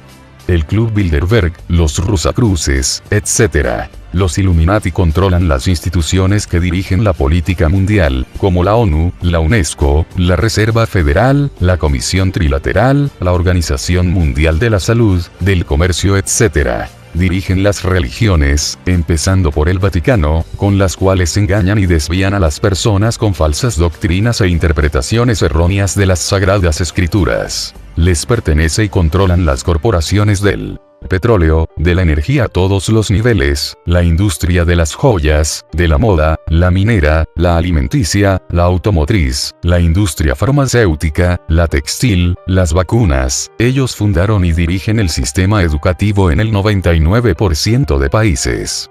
El sistema que tenemos ha sido tejido por ellos desde hace siglos, y es un sistema de engaños, manipulación y esclavitud. Ellos fundaron Hollywood para lavar el cerebro a las masas, engañarlos y controlarlos mentalmente. La industria del cine les pertenece, en la que abundan la simbología y mensajes subliminales de todo tipo. La música no es la excepción, y la utilizan descaradamente para promover su agenda y corromper. Los mundiales de fútbol que organizan son una gran herramienta de control mental. Las olimpiadas también son dirigidas por los Illuminati. Con la NASA enseñan falsa ciencia. Como hemos visto, para los Illuminati es muy importante encubrir la verdadera historia de la humanidad y lo que está por venir. Ellos pueden controlar el clima, cambiarlo y generar desastres, terremotos, huracanes, etc. con tecnología avanzada, como el HAARP, del que hay varios por todo el planeta. Tienen bases subterráneas por todo el mundo para la guerra nuclear y para cuando lleguen los cataclismos que se avecinan. Están encubriendo la existencia real de un planeta X, llamado Nibiru, que será el detonante de desastres a escala mundial y que los Illuminati consideran el hábitat de sus dioses Anunnaki. Tenemos los crop circles, hechos por misteriosos orbes, probablemente tecnología de ángeles caídos, en los que nos imprimen un mensaje cada vez. Ellos tienen un arsenal de armas nucleares y destructoras listas para la guerra que se viene. Los Illuminati también tienen un plan para presentar a su líder mundial, el anticristo, mediante una falsa o verdadera invasión alienígena. Su simbología satánica está por todas partes, con implicaciones de hechicería, como insignia del poder que tienen, y si estudias verás cuán importante es para los Illuminati poner su simbología directa y subliminalmente en todo lo que viene de ellos. Su plan consiste en instaurar su nuevo orden mundial, y para esto van a reducir a la población mediante pandemias, hambres, crisis, desastres naturales provocados, guerra nuclear, porque así los que queden serán más fáciles de controlar. Luego, presentar al anticristo e implantar a los sobrevivientes con el chip 666, sin el cual nadie podrá comprar ni vender. E instaurar su único gobierno mundial satánico. Están en los albores de terminar las últimas etapas en la agenda de su siniestro plan. Pronto la civilización colapsará, orquestado por ellos, y nada será como ha sido hasta ahora. Conoce las armas de tu enemigo para que puedas defenderte y permanecer en el campo de batalla. Puedes hacer algo ahora. Despierta. Sigamos con el video.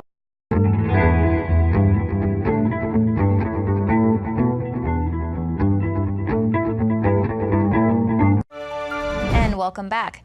Joining us now is author Fritz Springmeier. He is the author of Bloodlines of the Illuminati. It's a book that we sell exclusively at the InfoWars store. And this particular book provides a wealth of material and insider information on the Illuminati and their bloodline based on eyewitness accounts. Fritz, welcome back. It's great to have you back on the show. Well, thank you, Leanne. What do you think about what's going on in Ferguson, Missouri? America's really getting their first taste of the over-militarization of the police force and what that actually looks like. Boy, you said that very well. You know, the police there have more body armor and more weapons than what we had given our soldiers that went into Iraq back in 2003. Well, switching gears now, we just sort of had an untimely suicide, Robin Williams, actor Robin Williams. Now, we know the Illuminati deals a lot in ritualistic murder. Sometimes they make things appear to be suicides and things like that, especially of celebrities. What does that really mean? What's the purpose of that? Well, in his particular instance, and one of the reasons why I feel like I have something to contribute in the discussion is that I know somebody who was very close to Robin Williams that was around him. And also I worked, as I've said previously, with victims of trauma-based mind control. That's program multiples. So I have some things to contribute in terms of Robin Williams. At a certain point, for various reasons, the controllers, if they decide that they no longer want a particular programmed person, and somebody like Robin Williams, then they can do what they call, their terminology is, throw them from the freedom train. And these people have suicide programs, and a typical suicide program is to slit your wrist. Now, the reports that have come out is that he had slit both of his wrists, which would be standard suicide programming for trauma-based mind control. What's really bizarre is that's kind of covered up by the other report that he took this belt and somehow impossibly hung himself, asphyxiated himself from the door and doorknob and door, which, you know, if you diagram it out, it doesn't even make sense that someone could do that. So it's almost like the possibility exists that for some reason his programming triggered a suicide program and he went through it. Typically, men who are programmed follow through on the suicide programming. I find it unbelievable when I say that I grew up in a little town and the police officers used to give me a ride home if it was raining. Like, they were just really nice. They were there to protect and serve. Well, one last question for you. Is there any way to beat this thing? What can we do? I mean, clearly the Illuminati and all of these plans have been going on for generations. Is there anything that we can do? Well, there are a lot of things that we can do. And I spend a lot of time giving people suggestions and ideas. You know, I write articles every day on Facebook, which anybody is welcome to read. The underlying thing is there's a scripture in the Bible that says faith overcomes the world. By extension, faith overcomes the New World Order. So the beginning thing that we need is we need to have faith that there's a good God and that he has our best interest at heart. And then the next thing that we need to do is we need to realize that good people are going to stand up for what's right. And, you know, we do a lot of things in life and we don't know what the end result's going to be. We start a trip, but we don't know if we're going to succeed in getting to where we're going. The same way with this. We're on a trip. We got to do what's right, and we'll just have to step forward in faith and let the chips fall where they fall.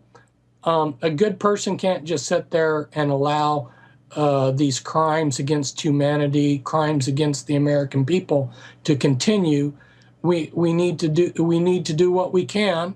And you know, we're not God. We can't predict how successful this will be, but that's the basis. That's the foundation of all these other suggestions that I come out with. That, you know, and like I say, there's some of the protests over the years have actually succeeded. You know, Sukarno, the head of Indonesia, you know, brought down. East Timor has got their independence. A lot of things over time have changed. People, the common person, have been able to bring change in this world. It doesn't come easy, but at least one has. One can look oneself in the mirror in the evening and feel like, okay, I've done my part. You know, I can look God eye to eye and say, you know, I did what I could for my family and for my country, and we'll just have to let the chips fall where they fall, as God is our. He's the one who ultimately is going to be our success. Mm-hmm. Very well said, and that's, you know, that's what this is all about, is just having faith and knowing that it really is a battle for your soul, and just knowing that you fought the good fight and did what you can as a, you know, being a good human to help out your fellow man and, you know, fight for what we have while we're here. Well, Fritz, thank you so much for joining us today, and I think we're gonna try and have you on the Alex Jones Show sometime next week, so hopefully you'll have an hour and get really in depth with all of this, but thank you for your time today. Thank you so much, Leanne. Well, you can pick up your copy of Bloodlines of the Illuminati by Fritz Springmeier. We sell it exclusively at the InfoWars store. And we brought you this extended interview with Fritz tonight because our listeners and our readers are really into the information that he provides. Угрозы нет, а система ПРО продолжает строиться. Значит, мы были правы, когда говорили, что нас обманывают. С нами неискренне, ссылаясь на якобы имеющуюся иранскую ядерную угрозу при строительстве системы ПРО. Ну так оно и есть на самом деле. В очередной раз пытались нас надуть. Сейчас построили эту систему, сейчас ставят там ракеты. Так? Но вам должно быть известно, что ракеты эти закладываются в капсулу, которая используется для пусков ракет средней дальности «Томагавк» морского базирования. Туда закладывают сейчас антиракеты, способные поражать цели на расстоянии 500 километров. Но мы знаем, технологии развиваются. Мы примерно знаем, в каком году примерно американцы получат новую ракету, которая будет уже не 500 километров, а 1000, а потом больше. И с этого момента они начнут угрожать нашему ядерному потенциалу. Мы по годам знаем, что будет происходить. И они знают, что мы знаем. Это вам только вешают лапшу на уши, как у нас говорят, а вы, в свою очередь, вешаете своему населению. И люди не чувствуют опасности. Вот меня что беспокоит. Ну как мы не можем понять? Мы тащим мир вообще в совершенно новое измерение. Вот в чем проблема. Делают вид, что как будто ничего не происходит. Но я не знаю даже, как достучаться. Escúchenme, señores, esto lo van a ver por primera vez en televisión en una conferencia de prensa mundial que se hizo el 31 de diciembre de este año. Se va a aplicar el Códex Alimenticio para el resto del mundo. Lo van a ver acá en un video que les voy a mostrar. Por otra parte, también están las enfermedades de todo tipo, ¿cierto? Y obviamente hay una cosa que no puede ser menos importante, que está la economía, y otra que ya te voy a mostrar en video. El búho, todo, mira, todo tiene que ver con esta gente. Por eso digo la madre de conspiraciones, porque ¿quién es esta gente? Esta gente es el grupo Bilderberg, esta gente son los que hace más de 200 años inspiraron y ellos crearon el Nuevo Orden Mundial. Lo que dice el puto billete de dólar, que dice New World Order, ¿cierto? Y que eso Hoy día vamos a saber cuándo comienza, para todos estos malditos que no han controlado económicamente con enfermedades y tantas otras desgracias, porque ahí también entra el calentamiento global, la mentira del calentamiento global, perdóname. Pero falso. Ya lo dijimos alguna vez acá, pues es falso. Pero sí, es mentira, pues, sí, ya está probado. ¿Qué pasó con esto? ¿Hace más calor? Obvio que hace más calor. ¿Está cambiando el sol? Obvio. Pero no es culpa nuestra, no podemos hacer nada por evitarlo. Lo que pasa es que con eso impiden el desarrollo de países tercermundistas. Pero eso es otro tema. Vamos con lo que nos toca hoy día. La madre de todas las conspiraciones. Primer video, por favor. Con esto The basic explicamos. of pagan practices is the control of human population to have a perfect balance between man and nature. The goal is to bring the population down to 500 million, which is over a 90% reduction in humanity. It's not hard to imagine that if you believe that humans are the cause of all of Earth's problems, that we're overpopulated. They give two solutions, and only two, to this problem. The first is that it's estimated that an agricultural world in which most human beings are peasants should be able to support 5 to 7 billion people. Well, folks, we have 6 billion people right now. That means all of us in this room, or nearly all of us in this room, are going to have to become agrarian peasants if we use this solution. In contrast, they go on to say a reasonable estimate for an industrialized world society at the present North American material standard of living would be 1 billion people. So if we wanted to maintain our current standard of living, we would have to reduce the Earth's human population by somewhere around 70%. Ellos necesitan que rápidamente se extinga una gran cantidad de personas en muy poco tiempo. De hecho, ellos se fijaron un plazo. Y estos gallos, yo lo he explicado una y otra vez, yo no fui el primero en decir esto, fue el gran canadiense. Él dice que son locos por los números, son locos por los rituales. El 2012, que aunque parezca broma, es la fecha de tope que se pusieron y lo vamos a ver.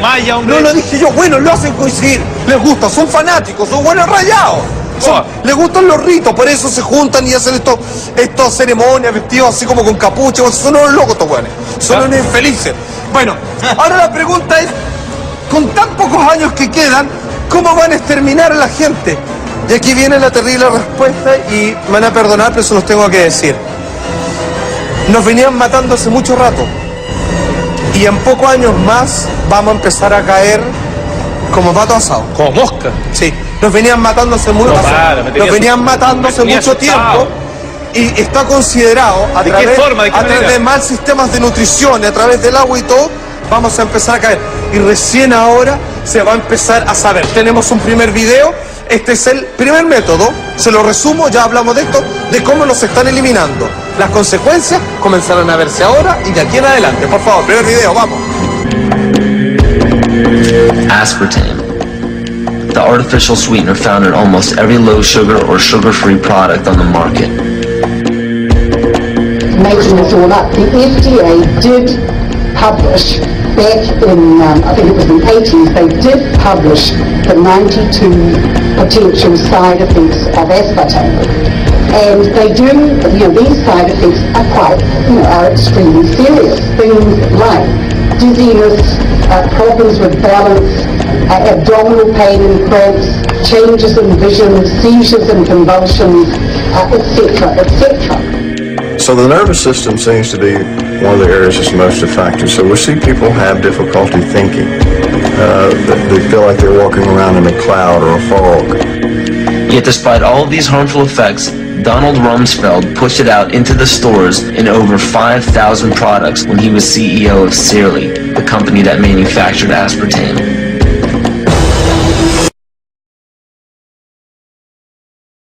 En 1994, el tejano Steve Jackson, desarrollador de juegos de mesa, lanzó a la venta uno de los juegos de cartas más controvertidos de la historia y que le costó 4 años desarrollar.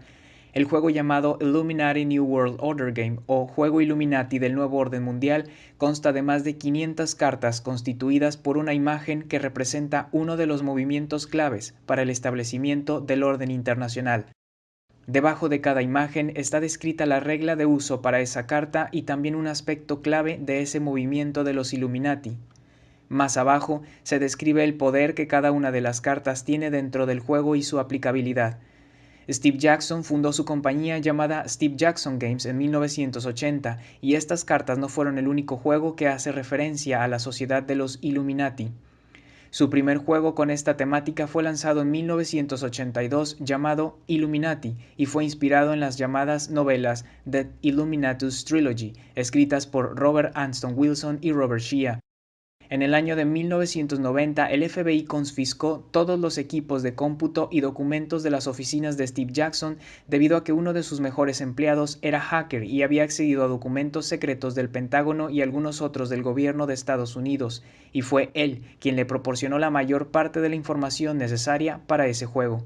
Al principio, este juego de cartas tuvo cierto éxito, pero no resultó tan impactante, sino fue en los años siguientes cuando llamó la atención de muchos, pues lo que las cartas mostraban se estaba cumpliendo tal cual lo describían. Algunos de los mejores ejemplos de coincidencias muy impresionantes de este juego con la realidad serán citadas en la parte 1 y la parte 2 de este video, sin embargo, existen muchas otras más. Como podemos recordar, el pasado 1 de octubre ocurrió una de las peores tragedias en la historia de Estados Unidos que cobró la vida de 58 personas y dejó más de 500 heridos.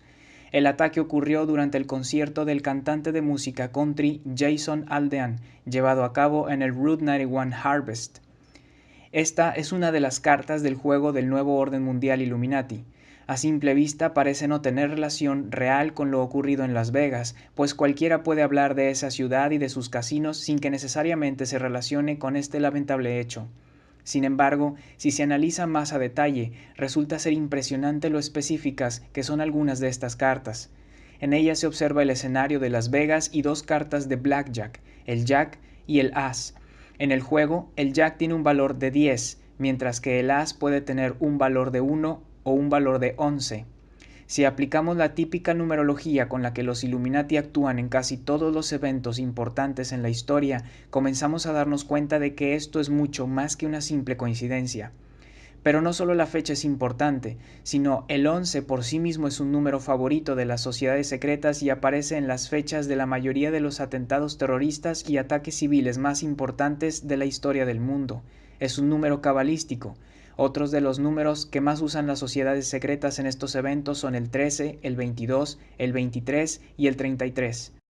Coincidentemente, la J y la A de el Jack y el As son las iniciales del nombre de Jason Aldean, el cantante en cuyo concierto ocurrió esta tragedia. Este es el tatuaje que el cantante tiene en su brazo izquierdo y que fue publicado hace poco en su cuenta de una de las redes sociales.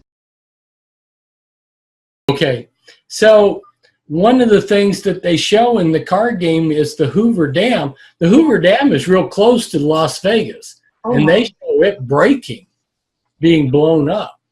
So I have to wonder if that's going to come true, because the Illuminati card game for Las Vegas showed the ideal blackjack hand, which was an ace of spades and a jack, and the guy who was the musician there giving the concert when they had this Harvest Massacre, his tattoo was the same thing as what the Las Vegas Illuminati card game had. So it's like, that's a very strange coincidence, you know. It's like all these little clues that our friends are behind this. When I say friends, I guess maybe friends is too strong of a word, but the people that we know are behind this. Otra de las cartas que ha llamado mucho la atención y que ha sido comparada con diferentes eventos es la denominada desastres combinados. Mucha gente ha comparado al escenario de esta carta con escenarios ubicados en Londres o Rusia, sin embargo parece tener un significado distinto. En ella se observa a la gente corriendo para huir de lo que parece ser una especie de explosión o ataque. A primera instancia, lo que se puede pensar es que se trata de un típico ataque a una ciudad. Sin embargo, la carta no habla específicamente de terrorismo, sino de desastres. El texto dice lo siguiente: Jugando con esta carta podrás juntar 2 desastres en el mismo objetivo. Deberás de jugar 2 de las cartas de desastres también. En la imagen se aprecia un monumento que se parece mucho al Wako Clock Tower ubicado en la ciudad de Tokio, en Japón. Si analizamos bien, nos daremos cuenta de que una vez más la numerología se ve involucrada. El 11 de marzo de 2011 ocurrió un terremoto de más de 8 grados en la escala de Richter en las islas de la región de Sendai de la prefectura de Fukushima, en Japón. A su vez, este terremoto, que sería la primera catástrofe, causó una segunda catástrofe, el tsunami más devastador de aquella nación. Aún más coincidentemente, el primero de los 2 desastres, es decir, el terremoto, se registró a las 2 de la tarde con 46 minutos, hora que parece estar indicada en el reloj de esta carta. Estas son una serie de cartas, documentos auténticos ya receptados, dirigidos a diferentes entidades públicas y políticas de la República Dominicana, que son una retórica de un estudiante y empresario que se ha enterado de la realidad, al gobierno, pidiendo que se haga algo al respecto del control de los Illuminati. Podemos leer las líneas más resaltantes. Por la información que tengo, el señor Danilo Medina Sánchez y de Leonel Fernández Reina Febes del Partido de la Liberación Dominicana, PLD, tienen montada una dictadura en la República Dominicana, controlando todo el país a través de las telecomunicaciones, sistema llamado Illuminati en la comunidad internacional, funciona con las frecuencias del cerebro, el cual puede encontrar información en toda la internet. Para estar más empapado en el tema, le pediría por favor investigue este tema con suma urgencia, ya que esto atenta contra la democracia en República Dominicana. 1.000.000 de gracias, señores. Carlos Slimelú. Sin otro particular por el momento, le saluda. Todas las cartas contienen el mismo mensaje. Esto es una evidencia más de la existencia y gobierno de los Illuminati.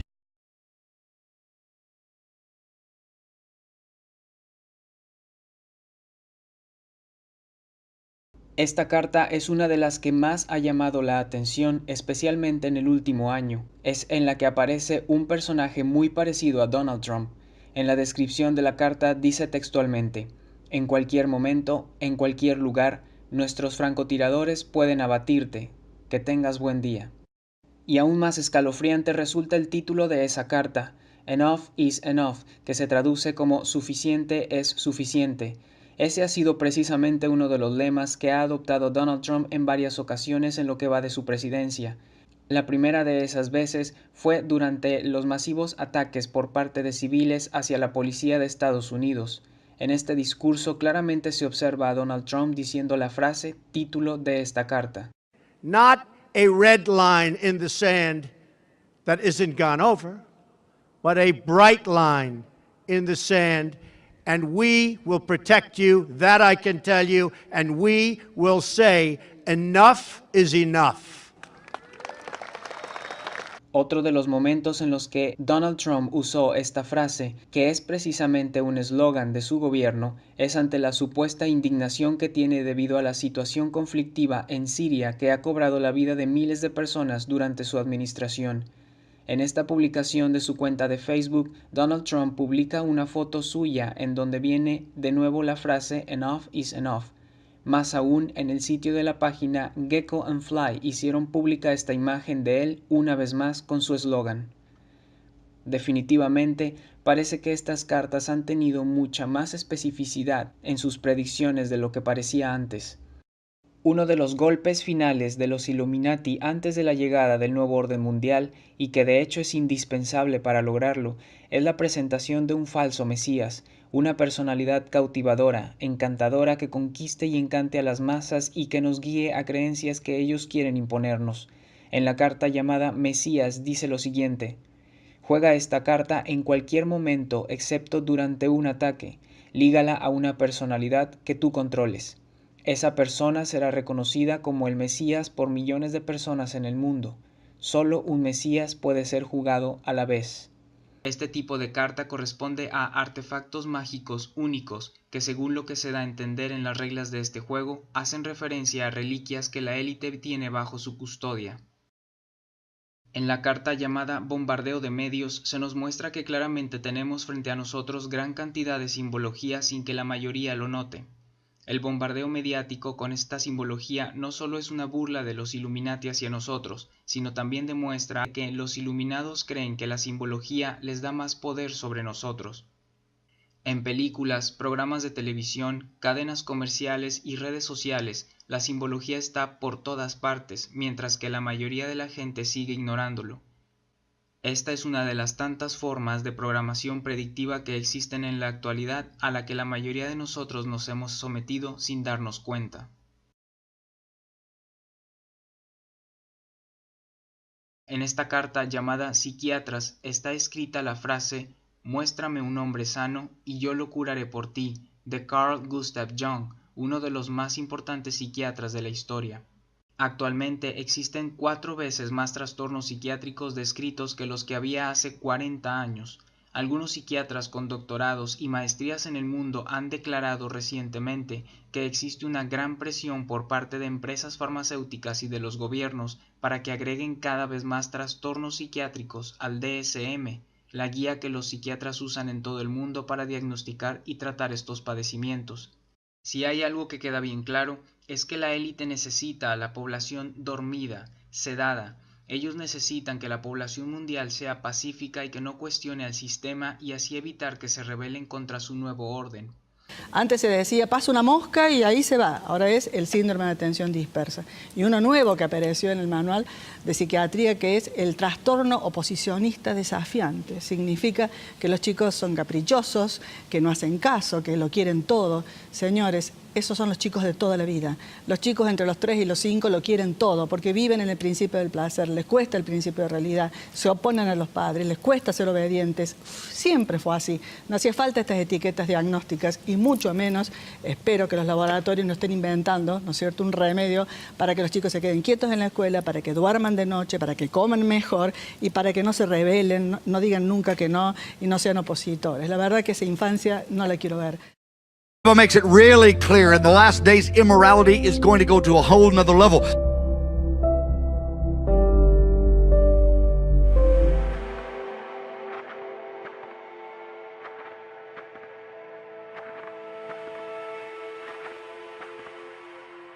Class may be finished for the day, but senior school student Anson Hui has a long night ahead doing his homework. Long hours in class and at home, regular mock exams, and little or no outdoor activities. Anson Hui, like many others, says it's that academic stress that's to blame for a number of student suicides. My schoolmate ended his life because of school stress. I was very sad when I found out. What education system is this when students resort to suicide?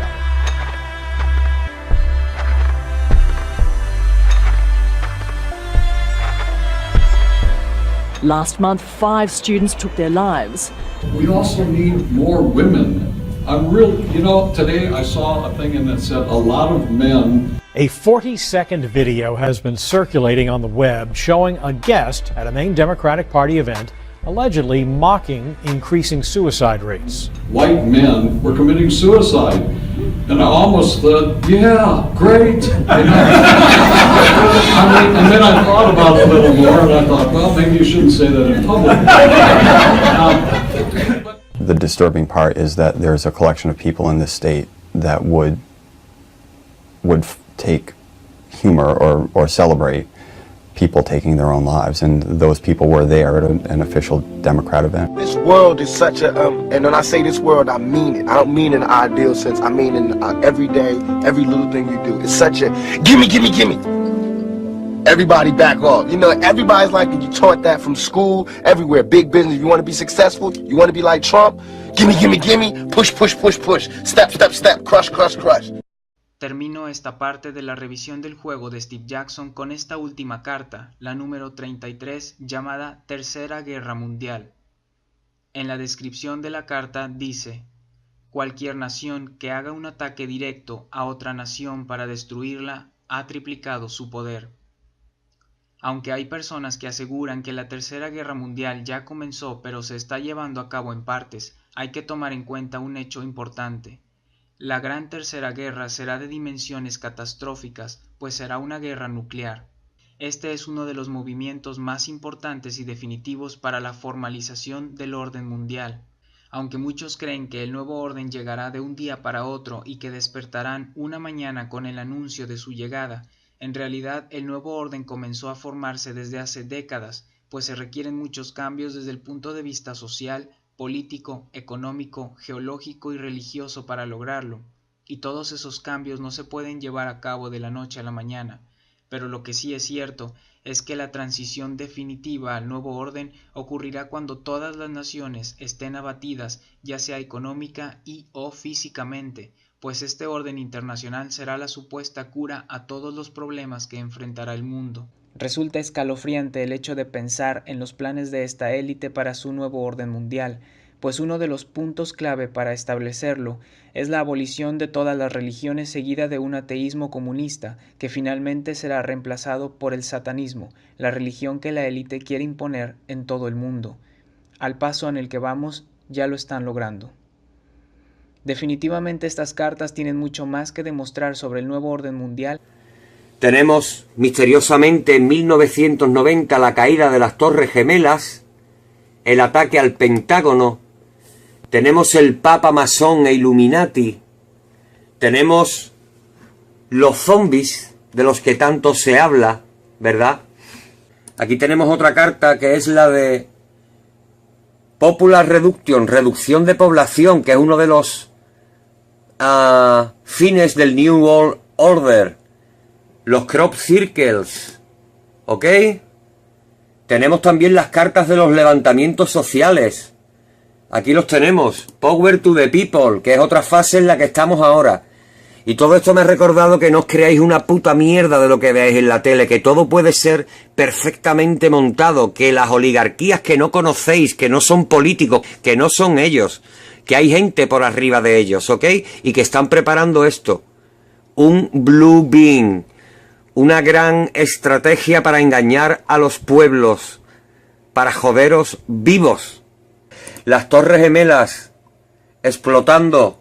En 1990 ya pintó esto, porque hay un plan preconcebido. El número 306 de la revista The Economist, publicado en el año 1988, tiene un mensaje que podría afectar a nuestro futuro más cercano, en concreto, el año 2018.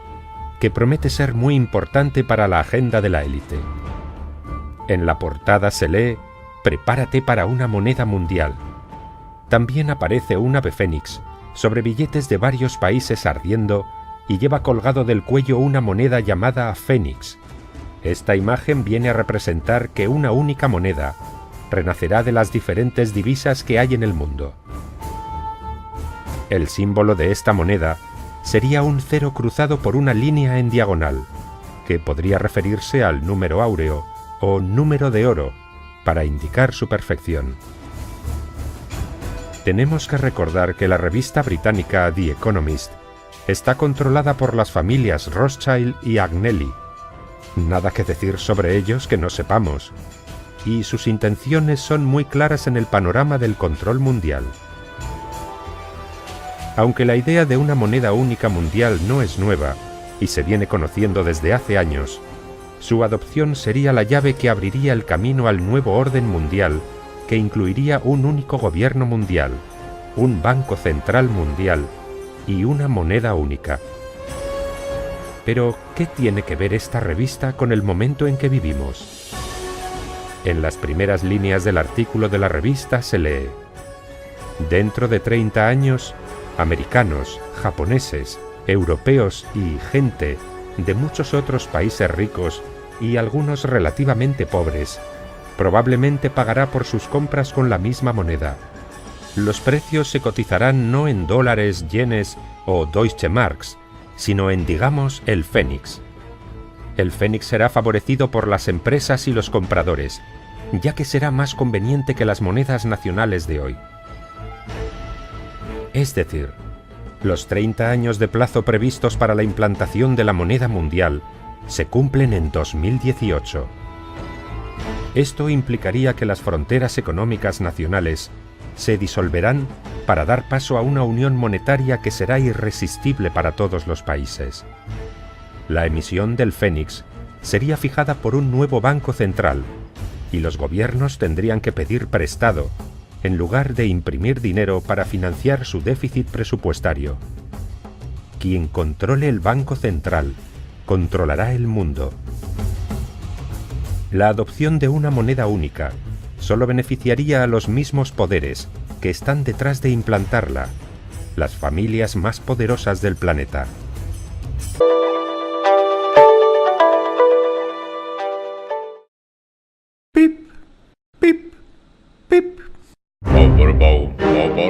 Propaganda.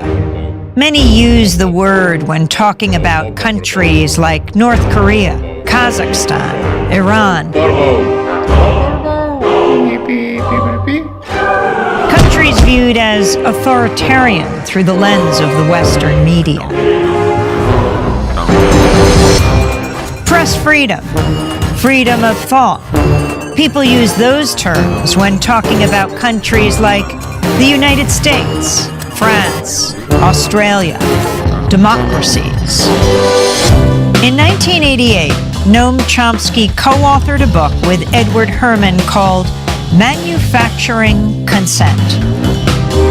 It blasted apart the notion that media acts as a check on political power, that media inform the public, serve the public, so that we can better engage in the political process. In fact, media manufacture our consent.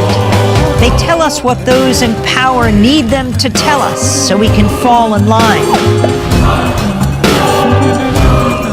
Democracy is staged with the help of media that work as propaganda machines. Media operate through 5 filters. The first has to do with ownership. Mass media firms are big corporations. Often they're part of even bigger conglomerates. Their end game, profit. And so it's in their interests to push for whatever guarantees that profit. Critical journalism takes second place to the needs and interests of the corporation.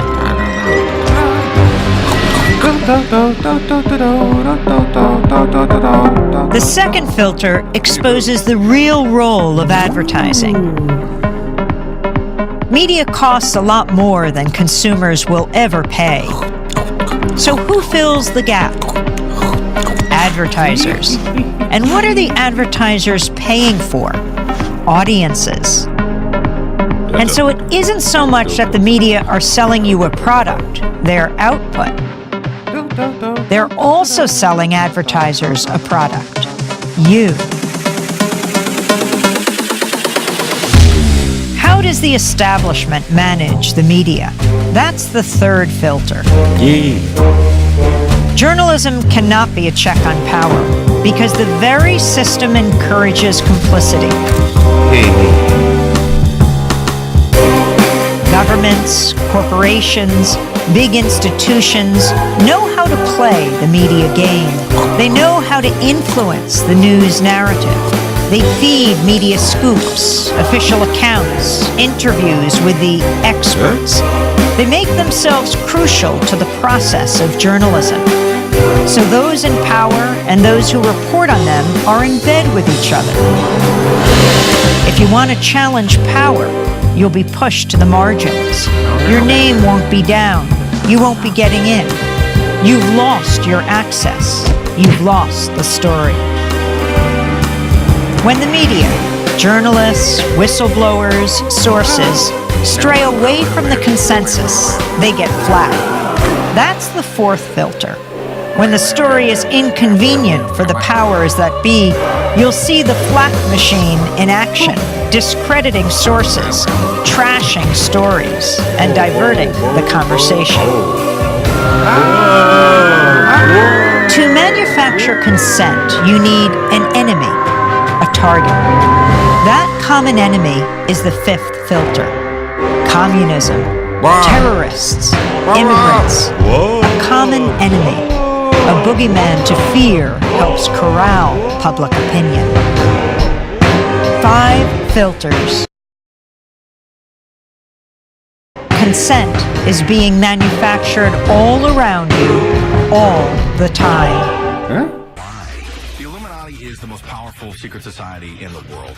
Hollywood is one branch of the Illuminati because entertainment is so powerful. Entertainment shapes the culture. Entertainment keeps people distracted from issues that actually matter.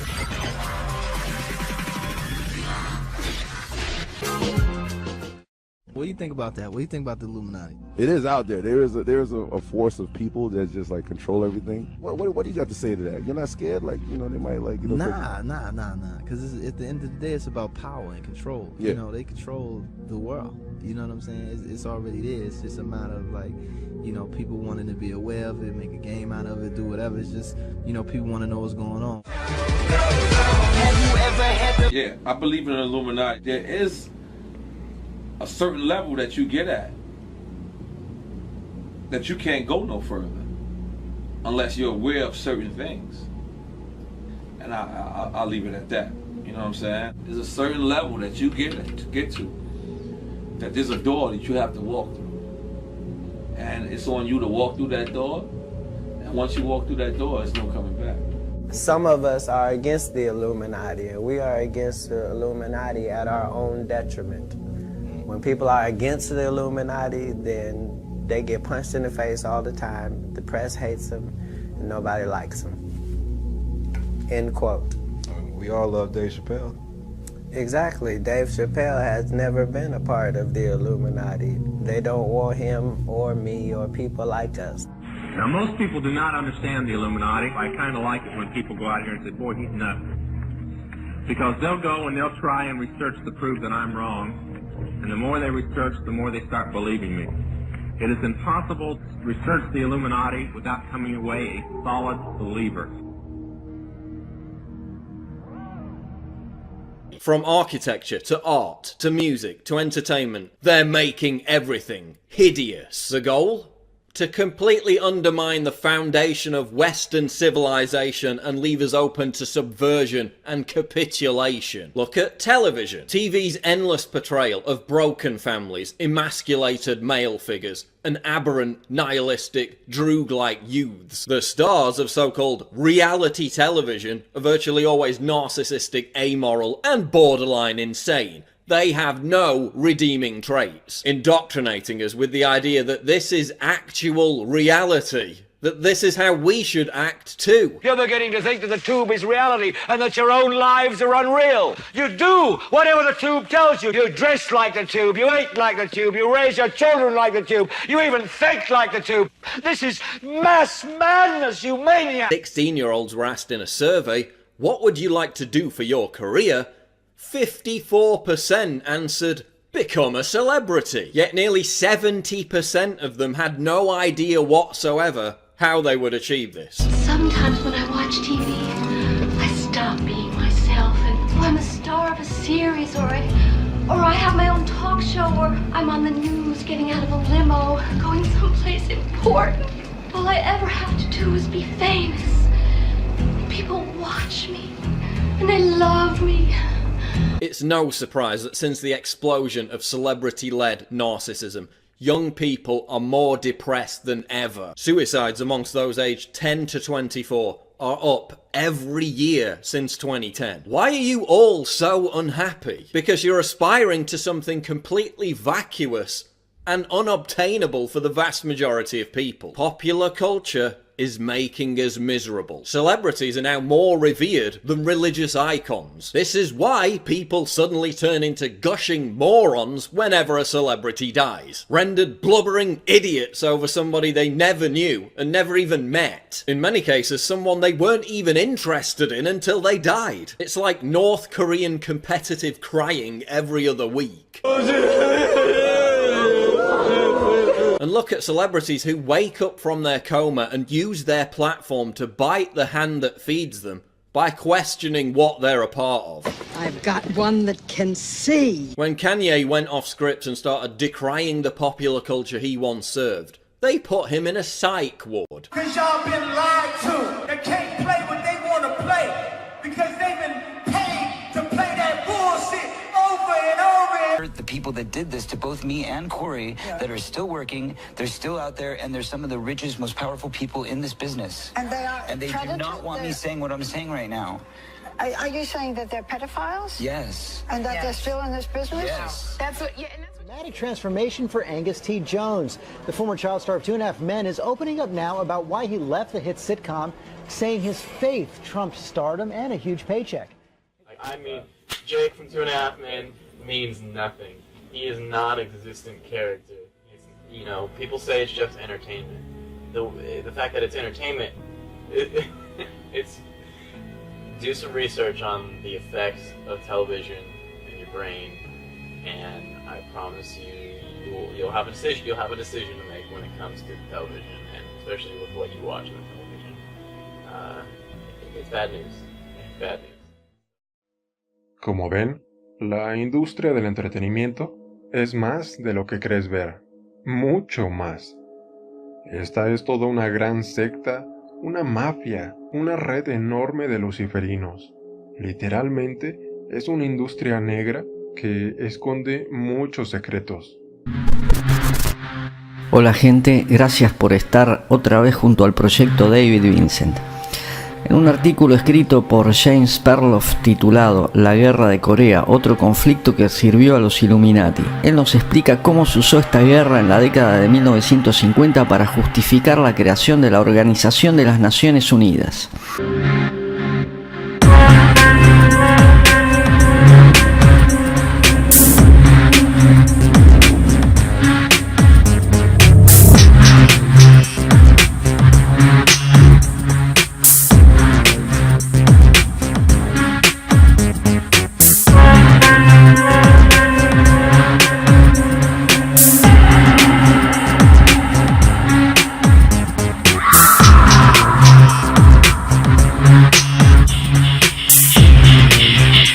Simplemente alguna mano favorece que los hechos tomen un cierto camino. Según un artículo publicado por el diario The Star de Inglaterra, el clarividente Horacio Villegas, que había predicho en 2015 el triunfo de Trump y que éste se convertiría en el rey Illuminati llevando al mundo a la Tercera Guerra Mundial, dijo que la guerra nuclear estallaría.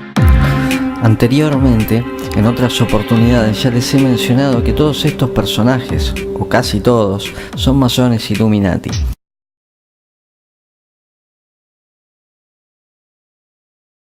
Un plan en común, dirigido hacia un nuevo orden mundial.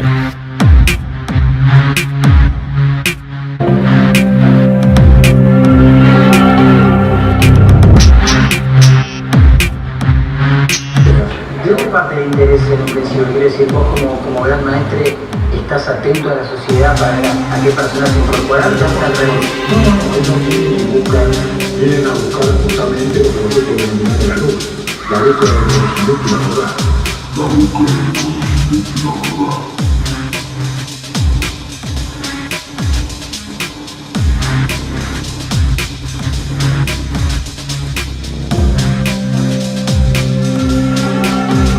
La palabra y un toque determinado para ver si somos nosotros. Y para lograr esto hace falta algo que desestabilice el orden actual. Algo catastrófico y radical. Hay que pensar que lo que fue la magnitud de lo de las Torres Gemelas ya quedó en el pasado. Por lo tanto, esto será mucho mayor, algo que impacte mucho más a la sociedad como una guerra nuclear controlada, pero que fácilmente se puede descontrolar y globalizar. Y quizás con algún tipo de participación alienígena, o hasta una invasión alienígena, ya que Kim Jong-un es otro de los gobernantes que clama ser de origen divino o extraterrestre, tema que extenderé en algún video próximo. Este hecho debería ser de proporciones bíblicas para lograr impactar emocionalmente a la sociedad de manera contundente e inequívoca, facilitar el apoyo a la guerra y luego el advenimiento de un nuevo mundo con un nuevo tipo de liderazgo único. Who's going to go out there and telegraph this? 秋田県の沖およそ20キロに弾道ミサイルが落下したことを She personally prepared to authorize a nuclear strike that could kill 100,000 innocent men, women and children. Yes. And I have to say to the honourable gentleman, the whole point of a deterrent is that our enemies need to know that we would be prepared to use it.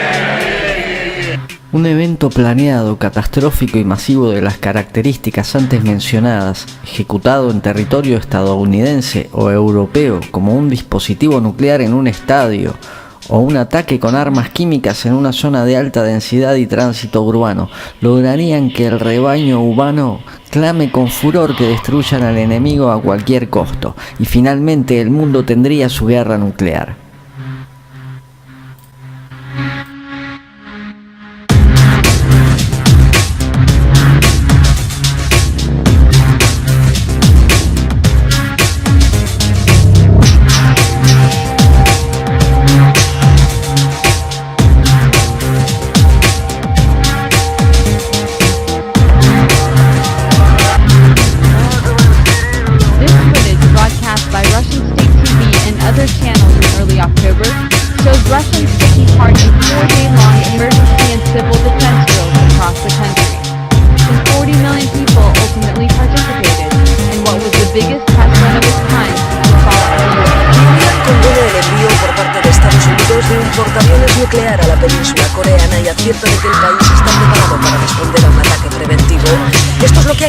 Medios oficiales norcoreanos después de que el Pentágono decidiese enviar The result of their actions we may perceive to be evil. We may perceive it to be bad, but I guarantee you those people don't see it that way. And when we present ourselves to them in that light, we're good and they're evil, do you think we have a chance of getting them to listen to us? I'm here, I'm just Bill Cooper, I'm talking to you from my heart. When I'm on the radio, I am on a mission, and that mission is to slap people upside the head and wake them up and even make them hate me, if that's what it takes to get them to go examine what I'm telling them to find out that it's right. You see, I don't care how it's done, as long as they wake up. If I have to be the bad guy that they're going to hate for the rest of their life, that's okay with me, if I wake them up. But when I'm here talking like this, that's not my mission, because you're awake already or you wouldn't be here. These of which, combined together, make up a secret order known as the Illuminati. Their goal is to destroy all existing religions save theirs, all existing governments save theirs, and shackle the mob in a system of eternal oppressive debt chained to a computer for the rest of their life, and a propagandized world to make them believe that they are happy in this system. Now, do you think they're succeeding? Haven't I described to you just now exactly what is going on in the world today? Yes, they're succeeding. They're succeeding because the American people don't understand their enemy. They don't even know what's happening. There's going to be a civil war in this country, and it's going to come soon. The only thing that can stop it is by waking up vast amounts of sleeping people. Sheeple is what they are. They are following the Judas goat right into the shearing pens, and from there they will go to the slaughter, and they will not know that anything is wrong until they smell the blood of the sheeple in front of them.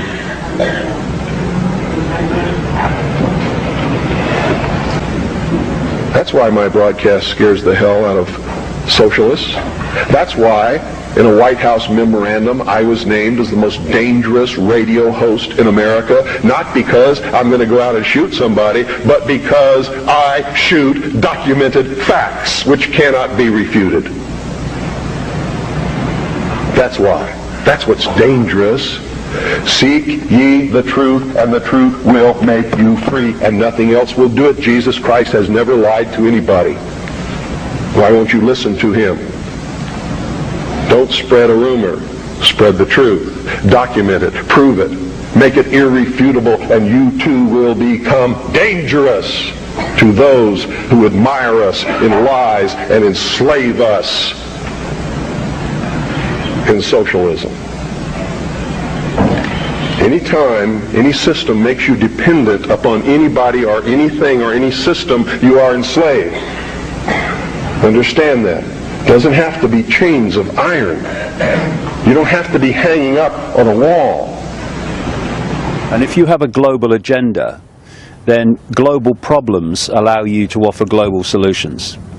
And if you look how the world was transformed by the First World War and the Second World War, the world was a completely different place after both of those wars. Written by a man called Albert Pike, who was a massive, massive Freemason in the United States in the 19th century. And it was to another Illuminati infamous character called Mazzini, Giuseppe Mazzini.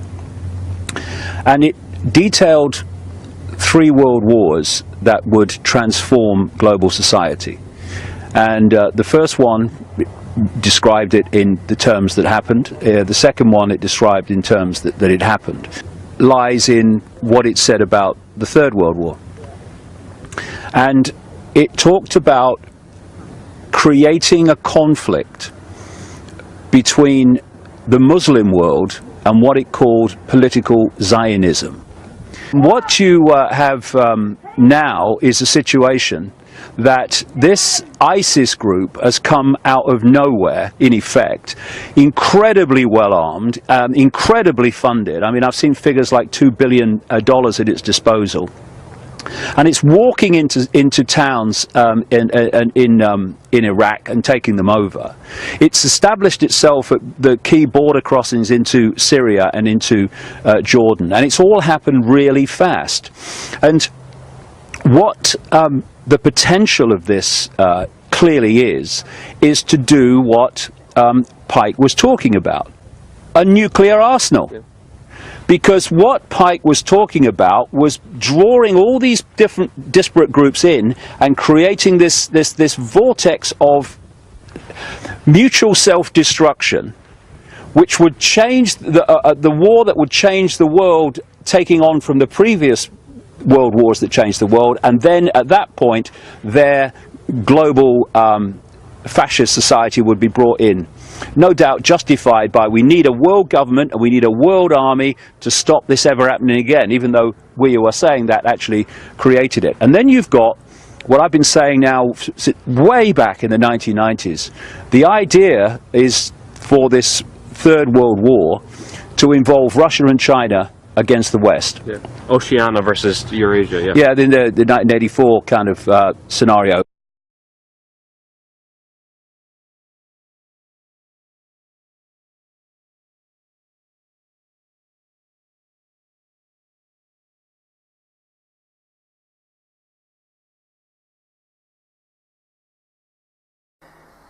Ahora quieren preparar los Rothschild su nuevo orden satánico mundial. Además, ya lo van diciendo, lo van a decir, que es el orden no de Dios, no es el Padre Nuestro que reza a la gente, los cristianos genuinos, que dice, venga a nosotros tu reino, Dios, el Padre Nuestro, hágase tu voluntad en la tierra como en el cielo. Ese nuevo orden Illuminati no es el nuevo orden que pide la gente el Padre Nuestro. El orden, el reino de Dios que pide la gente es el que va a desintegrar a los Rothschild y a todo su nuevo orden, y a todos los componentes. Claro, en carpeta tienen ese nuevo orden Illuminati, satanista, tienen ya los prominentes que van a ocupar puestos. La reina de Inglaterra, en España, los reyes de España, los reyes de Suecia, los reyes de tal, los banqueros tal, cual.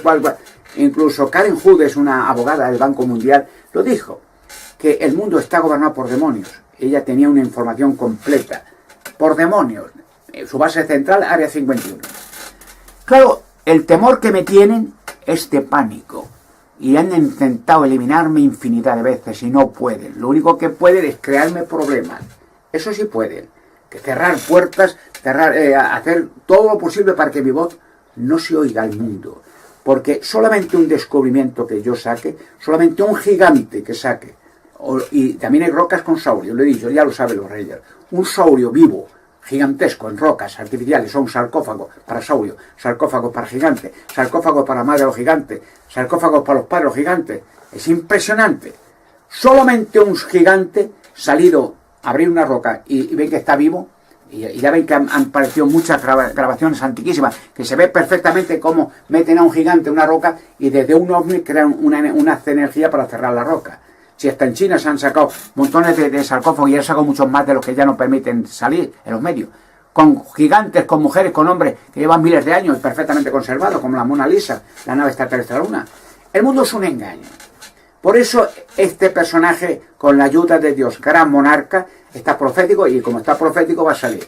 no quieren que salga, no quieren que hablen los medios de comunicación, no quieren que ni mi nombre se mencione. Y bueno, se quemarían ellos, los Rothschild y toda esta gente, que además lo dijeron, que su plan ya le quieren ya precipitadamente, pase lo que pase el año que viene, en meses.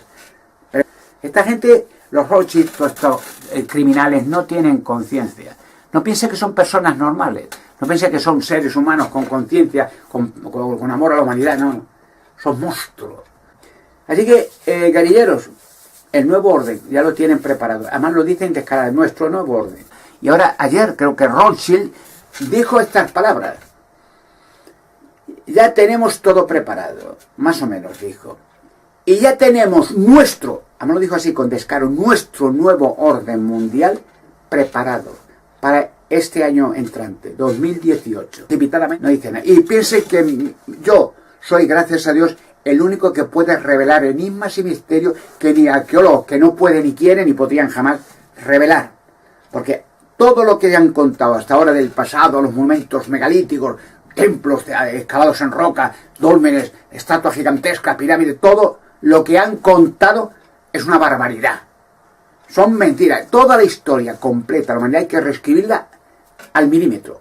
Todo es mentira. O sea, todo lo que haya aprendido generación tras generación es mentira. Como han aparecido gigantes vivos ahora, en la actualidad. En Afganistán, el gobierno norteamericano ha matado varios. Y en sarcófagos han aparecido montones, vivos. Ya me conoce todo el mundo, los servicios secretos, el Vaticano, los servicios secretos norteamericanos, la CIA, todo el mundo, los más prominentes del espionaje, contraespionaje me conocen. Soy el personaje más conocido del mundo. Y hay aviso en todas las televisiones del mundo que bajo ningún concepto, ni me mencione mi nombre, o los acaban la cadena, se la cierran, les anulan los contratos, o los encarcelan, o los matan. Y ya ha pasado varios casos que son conocidos en internet, como el caso de Antena 3, que también saldrá la anulación de mi contrato y el silencio y el terror que hicieron Antena 3. Para abrir rocas, que íbamos a abrir rocas. Un contrato ante notario anulado y sin decir palabra. O la cueva de Hércules en Toledo, más gigantesco, eliminar a mi abogado en Toledo, Oscar María. O sea, el engaño es patente a escala mundial.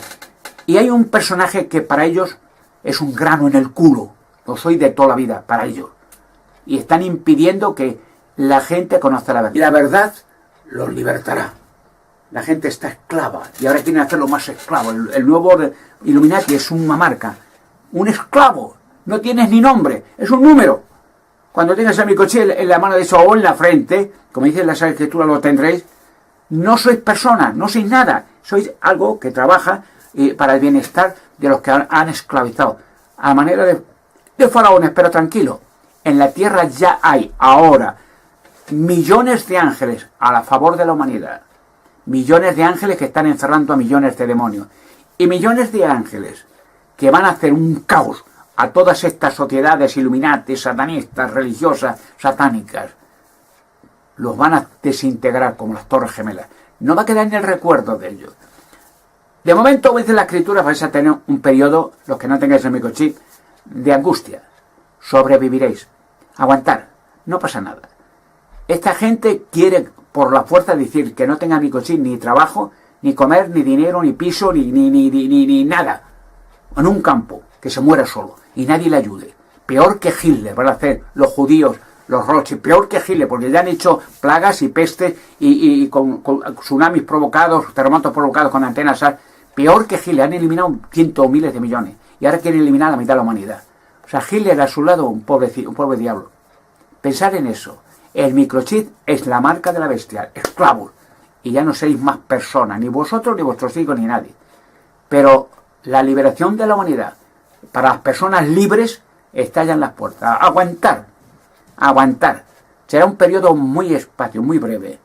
Y una vez que empiece el ajuste de cuentas para toda esta gente, los sobrevivientes seréis, ¿verdad?, libres, hijos de Dios, eternos, como ángeles materializados en la tierra, con animales, aves y peces que nunca más morirán por toda la eternidad. Y el recuerdo de estas gentudas, estos monstruos, estos demonios, se olvidará en el transcurso del tiempo. Cuando vivamos, por ejemplo, 1 millón de años, y viviremos 1000 millones de años más, ¿quién se va a acordar de lo que pasó en este sistema satánico? De la mente será borrada como un chip como un ordenador que se borra un programa y nunca más vuelve a aparecer.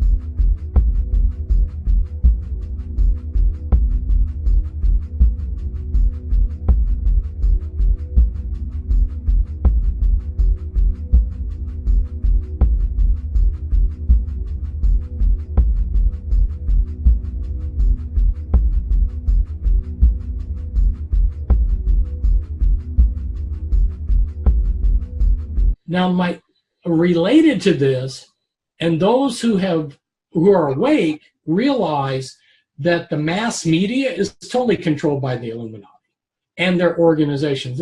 One of the organizations, the Illuminati controls two of them, is MI6 and the CIA. And MI6 and the CIA give directions and orders and stories to the news media every day. You know, they're just regurgitating what they're being told. That's why you can turn on television to the three different main news outlets, and they're weighting all of their stories exactly the same. They're giving the same stories, the same storyline for each story.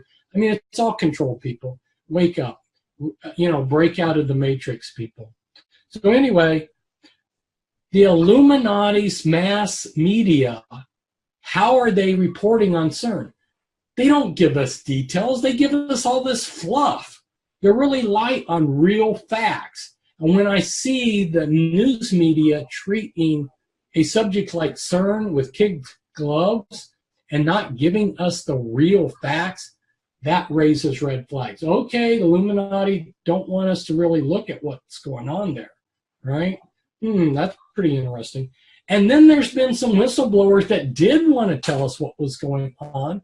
And unfortunately, before they really got to tell what they wanted to tell about CERN, they got killed or suicided.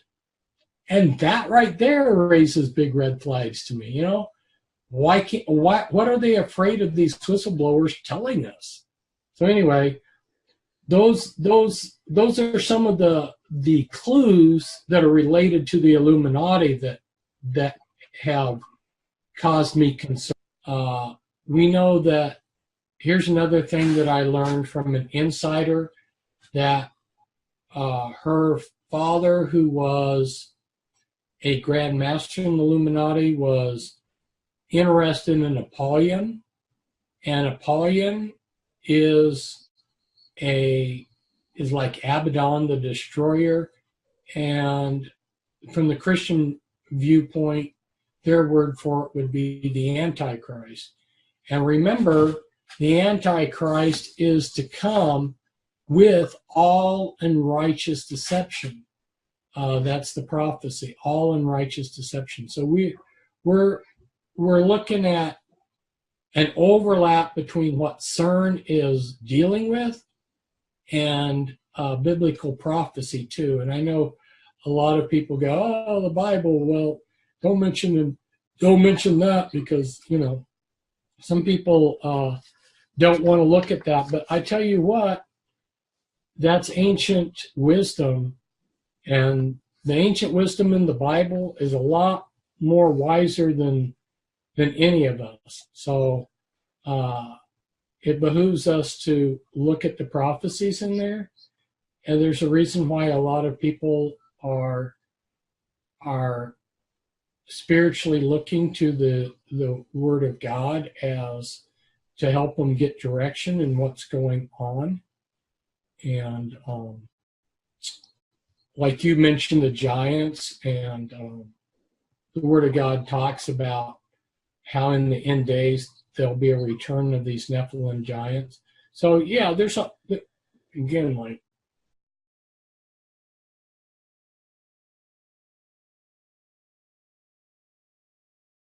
and frankly, most of us probably have no real idea of what the feminist agenda is at its core.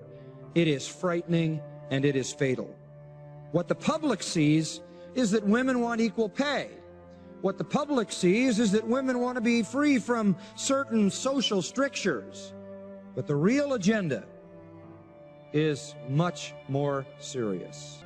Gloria Steinem, editor of Ms. Magazine, quote, "By the year 2000, we will, I hope, raise our children to believe in human potential, not God." Satan's ideologies can't ever just stop with social issues. They always go to theological ones. Radical feminist leader Sheila Cronin, and you've heard the name, I've heard it so many times, she says this: "Since marriage constitutes slavery for women, it is clear that the women's movement must concentrate on attacking this institution."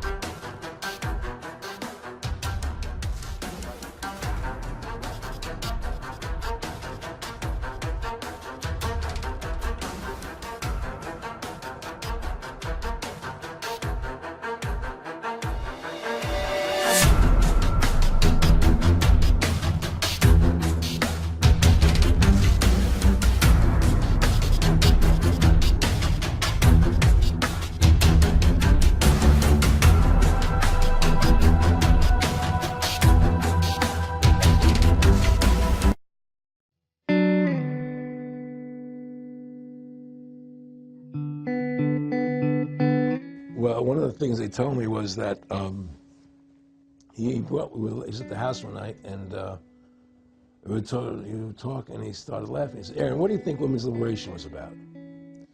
And I said, I had pretty conventional thinking about it at that point. I said, I think it's about women having the right to work, getting equal pay with men, just like they won the right to vote, you know? And he started to laugh. He said, "You're an idiot." And I said, "Why am I an idiot?" He said, let me tell you what that was about. We, the Rockefellers, funded that. We funded women's lib, you know?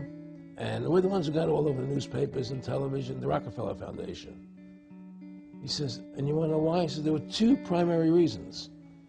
And they were, one reason was we couldn't tax half the population before women's lib. And the second reason was, now we get the kids in school at an early age. We can indoctrinate the kids how to think. It breaks up their family. The kids start looking at the state as the family, as the school, as the officials, as their family, not as the parents teaching them. And so those are the two primary reasons for women's lib, which I thought up to that point was a noble thing. You know, when I saw their intentions behind it, where they were coming from when they created it, the thought of it, I saw the evil behind what I thought was a noble venture. Aaron, did you know that Gloria Steinem, in one of her own books, now admits the CIA funded Ms. Magazine? No, I had no idea about that. No, I never heard that. Yeah, we're going to... CIA funded Ms. Magazine? Funded Ms. Magazine with the stated goal of taxing women and breaking up the family. No kidding. I never heard that. Well, Nick told me. I mean, I know it, but not because I know the CIA was involved in it. Well, see, the whole thing is these people control the money, so they make all the rules. You understand? And they put whatever rules they want into effect. And the truth is, America has really become a socialist, communistic country. And everybody says it's a capitalistic country. It's not a capitalistic country. You know, how can it be capitalistic when you have a central bank? That's the first. It can't be. You know, It's a planned economy. It's a planned economy. It's a phony. If they want to create prosperity, they just print dollars. They just make dollars or put digits into the economy, and now you have prosperity. You don't have real prosperity. You don't have real manufacturing. You just have money being injected in. It's an infusion of credit, Which only makes the government go into more debt. Into more debt.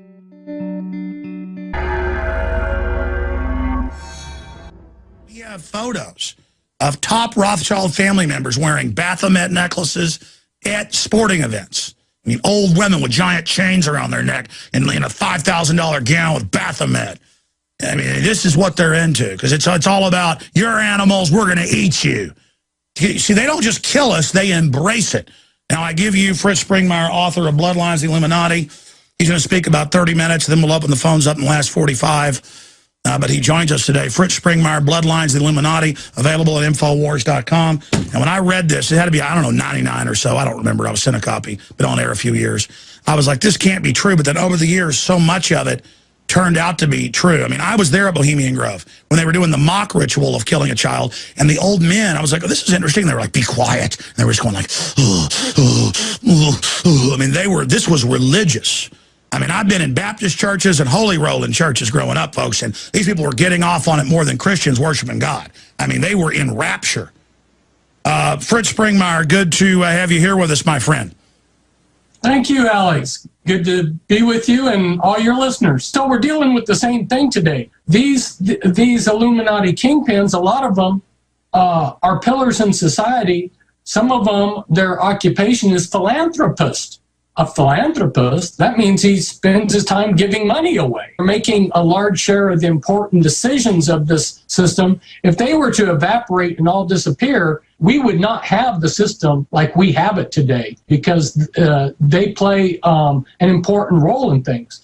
Unfortunately, a lot of the agendas and decisions that they're making are really scary.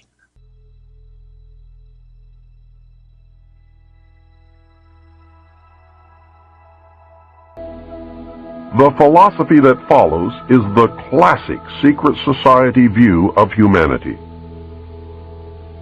When a person of strong intellect is confronted with a problem which calls for the use of reasoning faculties, they keep their poise and attempt to reach a solution by garnering facts bearing upon the question. On the other hand, those who are immature when confronted by the same problem are overwhelmed.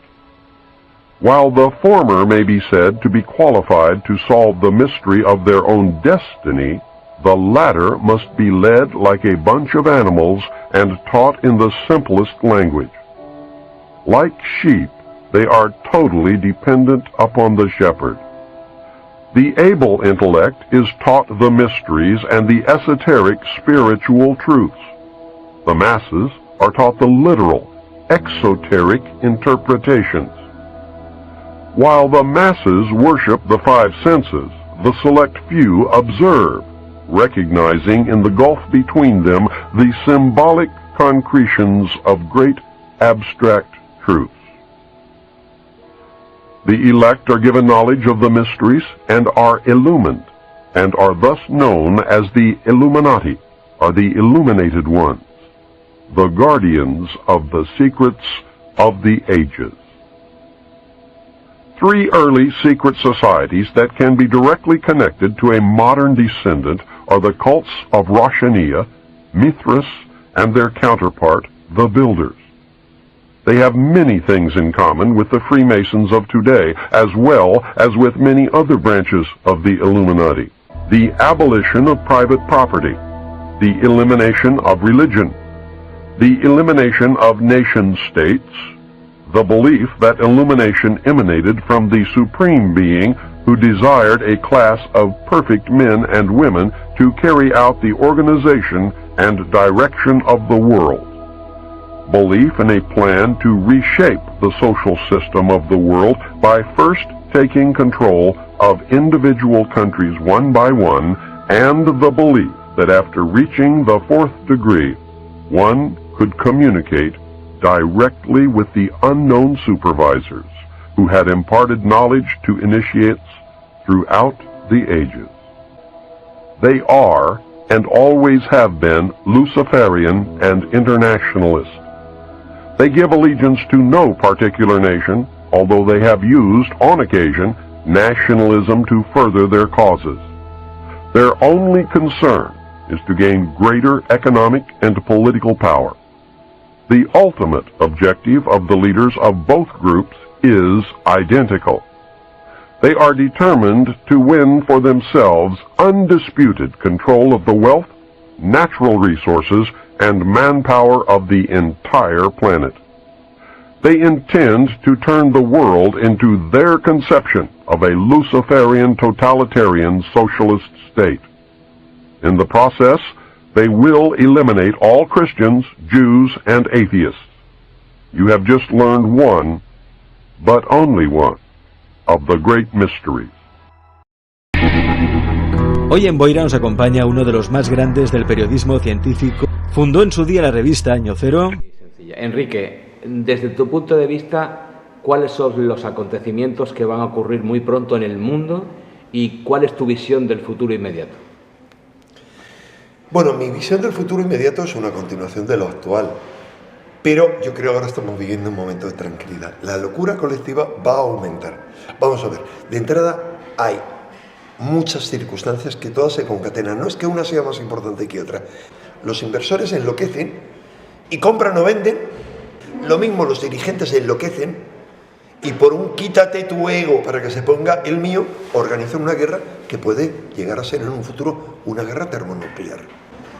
No es que yo prevea esto, hay gente de un alto nivel que han dicho que en el futuro, no, que antes del 2020 habrá una guerra mundial.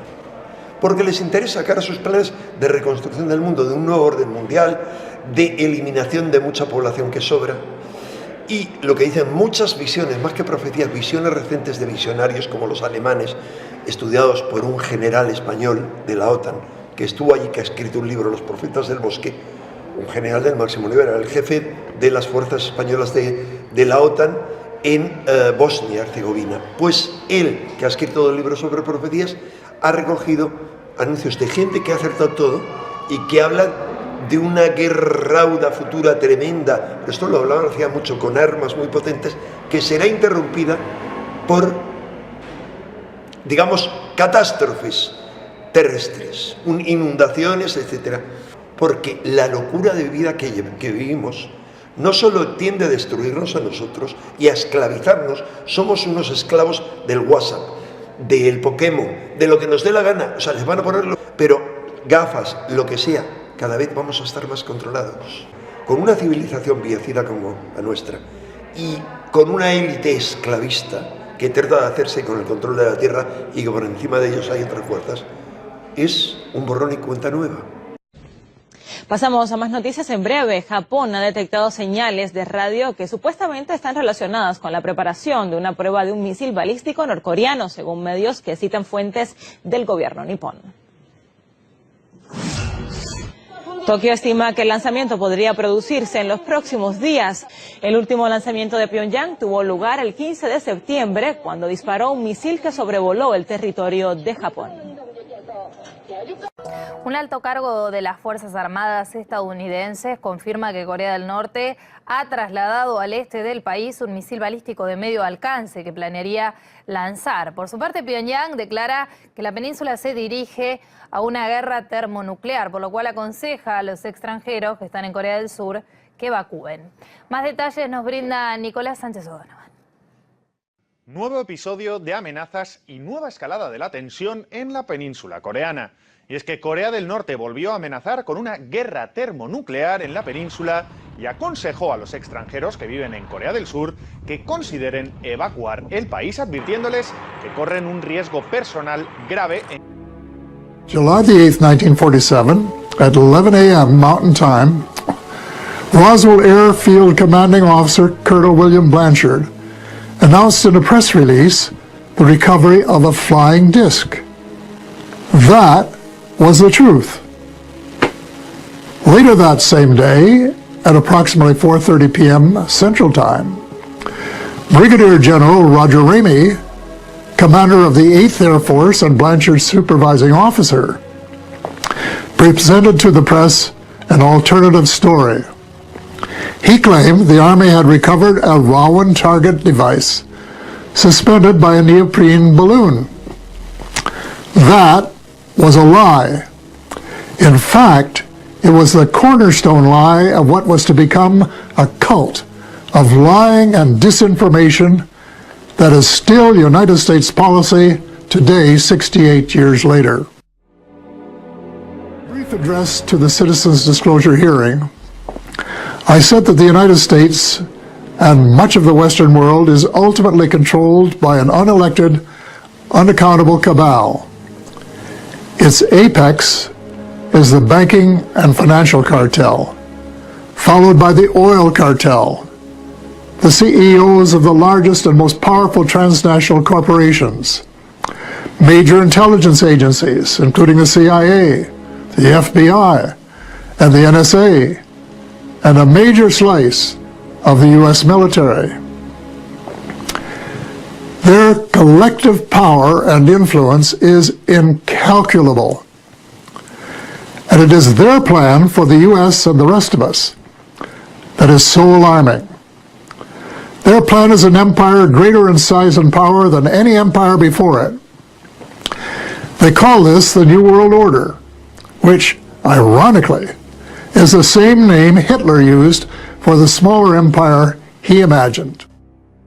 Or I could even say hello and how are you? He said every word is true and more.